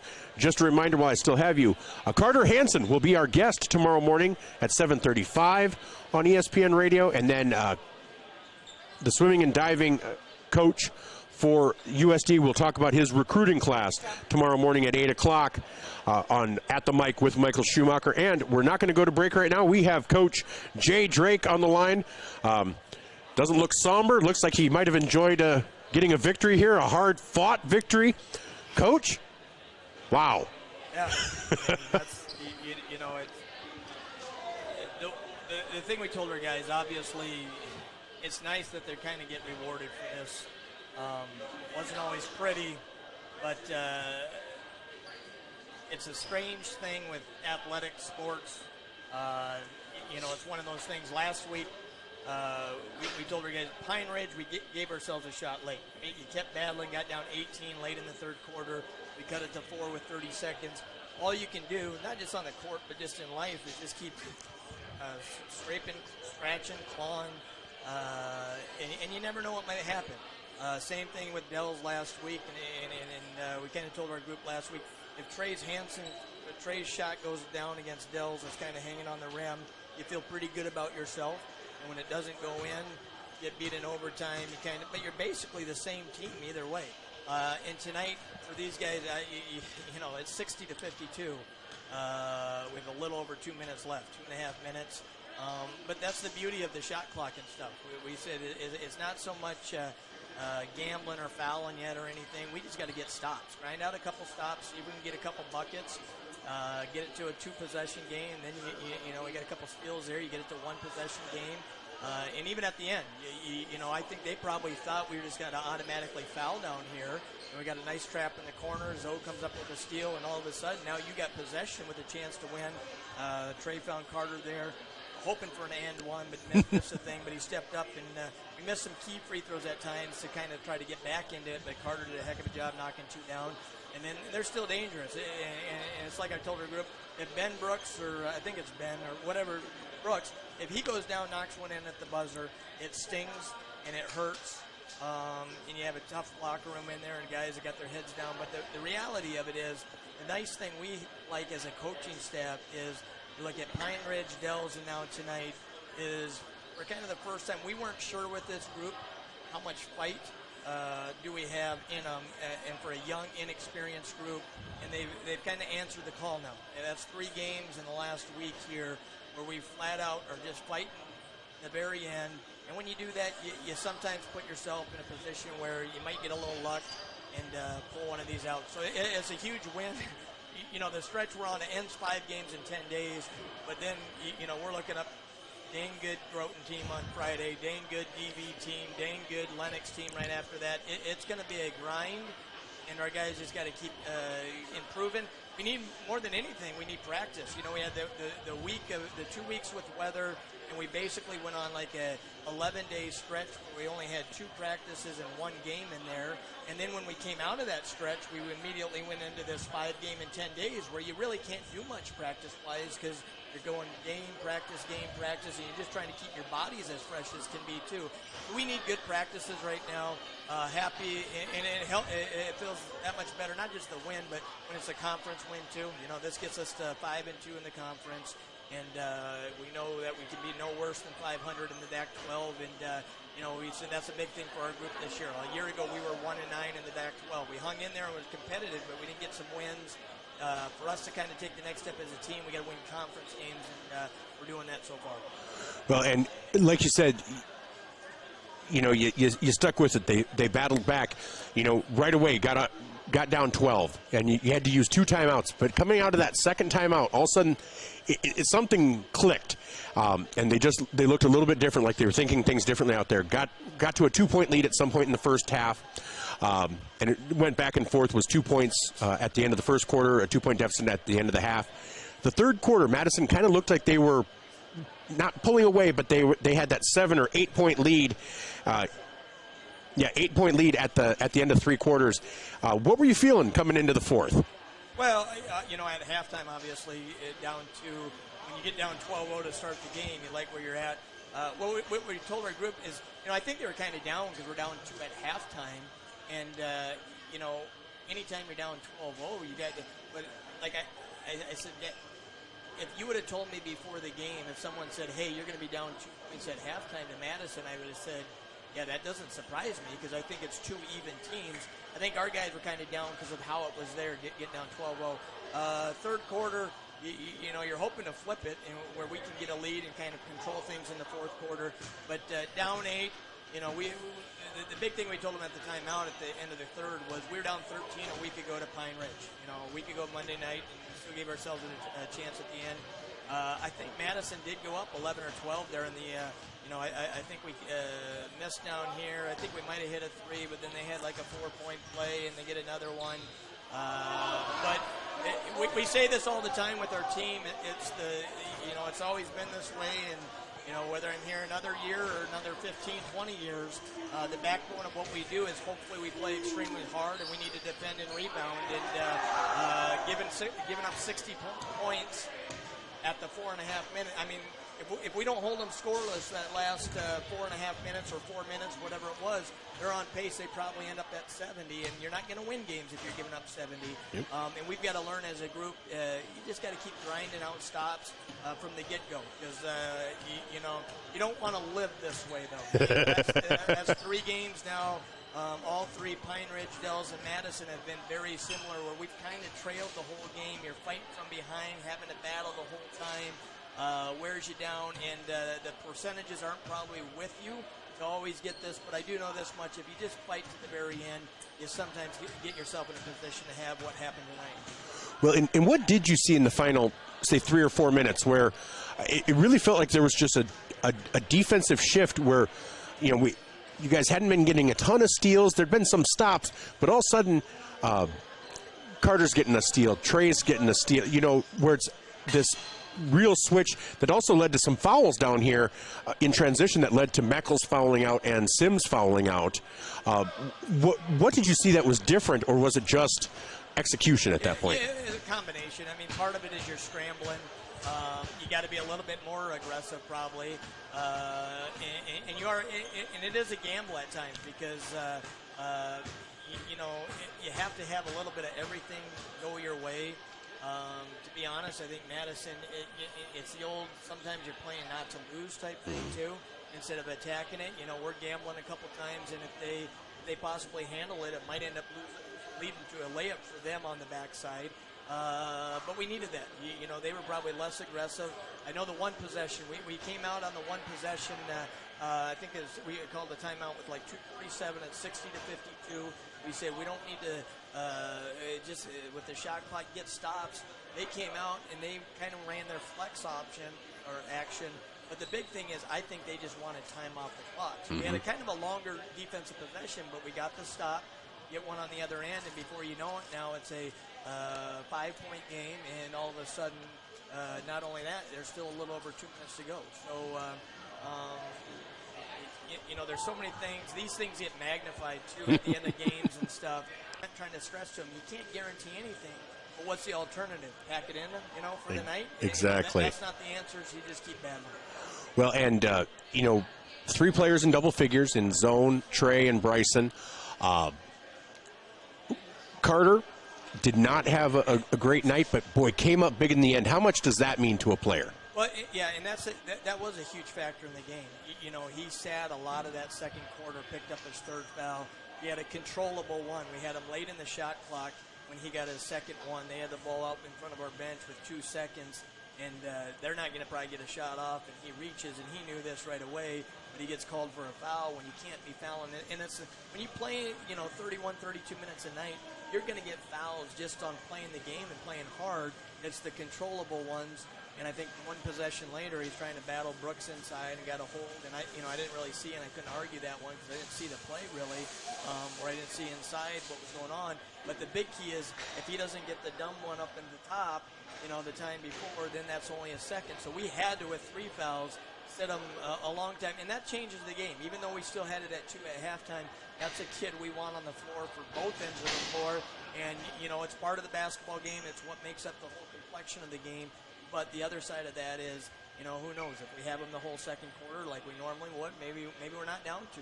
We're up at halftime. So, but the big thing is he kept his poise, he kept his composure, came out second half, played a heck of a second half. He really did. Just a couple more questions. Where does Ben Brooks rank, do you think, as far as players in Class A? He looks good. Yeah, he's really good. And, at 6'8", 6'9", we said he can control the game on both ends. And he can step out, shoot a 3, he can put it on the floor. There's a reason. It'll be interesting, but I've heard anything from obviously Northern Sun D2, but I wouldn't be surprised if that kid gets some mid-major looks just because of what he can do, and you put some weight on him and stuff. So he goes in stretches at times. From a scout, as an opponent, as a coach, he goes in stretches where maybe he doesn't look to be aggressive, but tonight he was being aggressive and he was looking for his stuff, and he's a tough guard. And then obviously on the defensive end with their zone, we haven't seen a lot of zone until Parkston the other day, but he's kind of the anchor in the middle, and he adjusts shots with his length, and our guys did a good job going at him. I thought a couple times early in the game, I think he got the ball up top, but I felt like he came through guys, and you got to kind of watch the whole play, but obviously it wasn't called and stuff, and but he's a factor, and he's a good basketball player, and he came off the bench for him as an 8th grader, been starting here for 3 years now, and will be a force obviously for another year, but there's no doubt in my mind he's an all-state player, that's for sure. Well, that's what I thought, and I noticed that too. Though saw the arm coming down. That's usually going to be called a foul, and they didn't. And now, you like you said, you have a few days off now, but then you have to make that road trip, that long road trip to Groton on Friday. What's your plan between now and then? Yeah, really, we've gone. Our guys, because we've had to go on the last couple Sundays kind of doing some walkthroughs because we've been playing on Mondays. We've literally gone, I think it's 11 straight days of they haven't had a break, whether it's practices or games, and it's kind of been every other day. So we originally had our team pictures for the year set up for today, but obviously the race schedule changed that. So we're actually going to get those done tomorrow real quick after school, and we're going to give them the rest of the day off. Just catch let their bodies get back. You can go watch the girls' game tomorrow night with Beersford and stuff, but and then just for the mental side of things, just a refresher upstairs and stuff. And then Wednesday and Thursday got to have 2 good practices, obviously. Groton's a good basketball team. We were looking for a 20th game. We lost the team that was supposed to play us out of Iowa in the thing at the Sanford Center before Christmas backed out late, and here we were a couple weeks before the season without a 20th game. Got talking around to people. Groton couldn't come on that date. Beersford was willing to move over to that, and Groton was able to play on this week. Originally, we were thinking they were going to come here, but they play on the road the night before, so he said, what the heck, we'll go up there, and hopefully they'll return the favor and come down here this year. But I know this much, we got to see them after our game against Parkston the other day. I've watched their scores this year knowing that we'll play them later in the year. They made the state tournament a couple of years ago. A lot of these guys played on that team. I think they made the Sodex 16 and went like 17-5, 18-4 or something last year. They're good. They're a couple losses, Dakota Valley, Hamlin, and they play up and down, kind of all over the place, flying around. We got to be able to handle their pressure. And, their gym, they call it the jungle and stuff, with the Tigers in there, and it's kind of a Cracker Jack, Cracker Box gym that you're tight in there. It'll be a loud crowd and everything. But it's good for our guys. We're probably going to have a couple parents up there, but to kind of go into an environment like that on the road, long trip, and see how we handle that as a basketball team. Well, looking forward to it. Well, Coach, thank you so much for coming by. Congratulations on just a hard-fought victory. So thank you so much. All right, thanks a lot, Michael. That was Coach Jay Drake of the Vermilion Tanagers here on our First Dakota National Bank postgame show. While we're here, let's just take a look around the state, and then we'll let you guys go. This being brought to you by Vermilion Medical Clinic. So much care, so close to home, as part of our First Dakota National Bank postgame show. Again, AA boys basketball. O'Gorman defeats Yankton 58-40. In Class A, Mobridge Pollock leads Timberlake 47-30. At the end of the third period, Winter leads Gregory 21-5. Hamlin, wow, taking it to Castlewood 64-37 with 4 minutes to go. Corsica Stickney over Bonhomme 33-19 with 6 minutes to go in the third. Faith over Dupree 63-48. Del Rapids leads Parker 52-44 with 3 minutes to go. No other score updates in Class A boys. In Class B boys, Avon defeats Freeman Academy Marion 65-63. Potter County leads Lyman 26-24 with 6 minutes to go in the third. Tripp Delmont Armor and Andes Central Dakota Christian are tied at 21 with 1 minute to go in the second.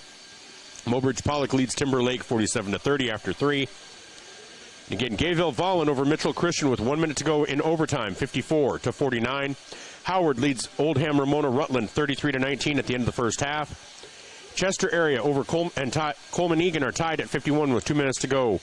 Waverly South Shore and Arlington 47-32. DeSmet defeated Canastota 54-36, and Centerville over Sioux Falls Lutheran 61-53. No AA in girls. In Class A, Winter over Corsica Stickney. Groton area over Florence Henry after 3, 28-19. Aberdeen Roncalli beat Teoshpazina 63-23. Sioux Valley over McCook Central Montrose 48-24 with 5 minutes to go. Chamberlain beats Miller 43-42 in overtime. Langford area leads Wabash Summit. Bonhomme leads Bridgewater Emory at the end of the half 34-17.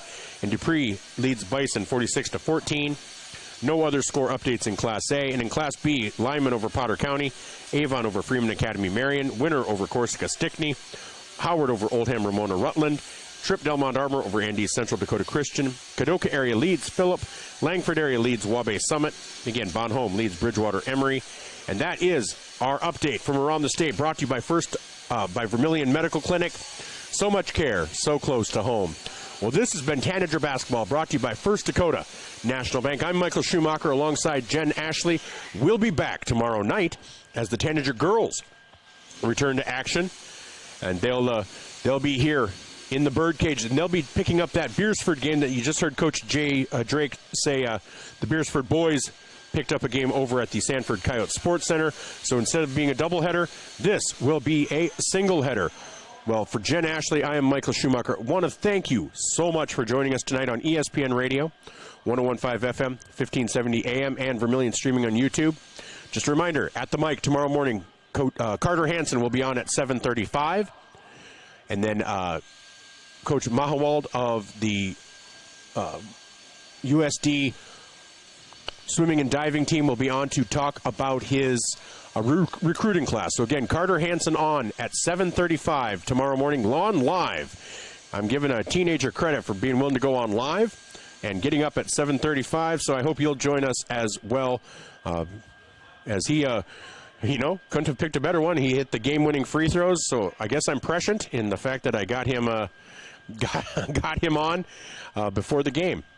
So we will be back tomorrow night, and hope you'll join us. But you have yourselves a great night, and we will talk to you tomorrow.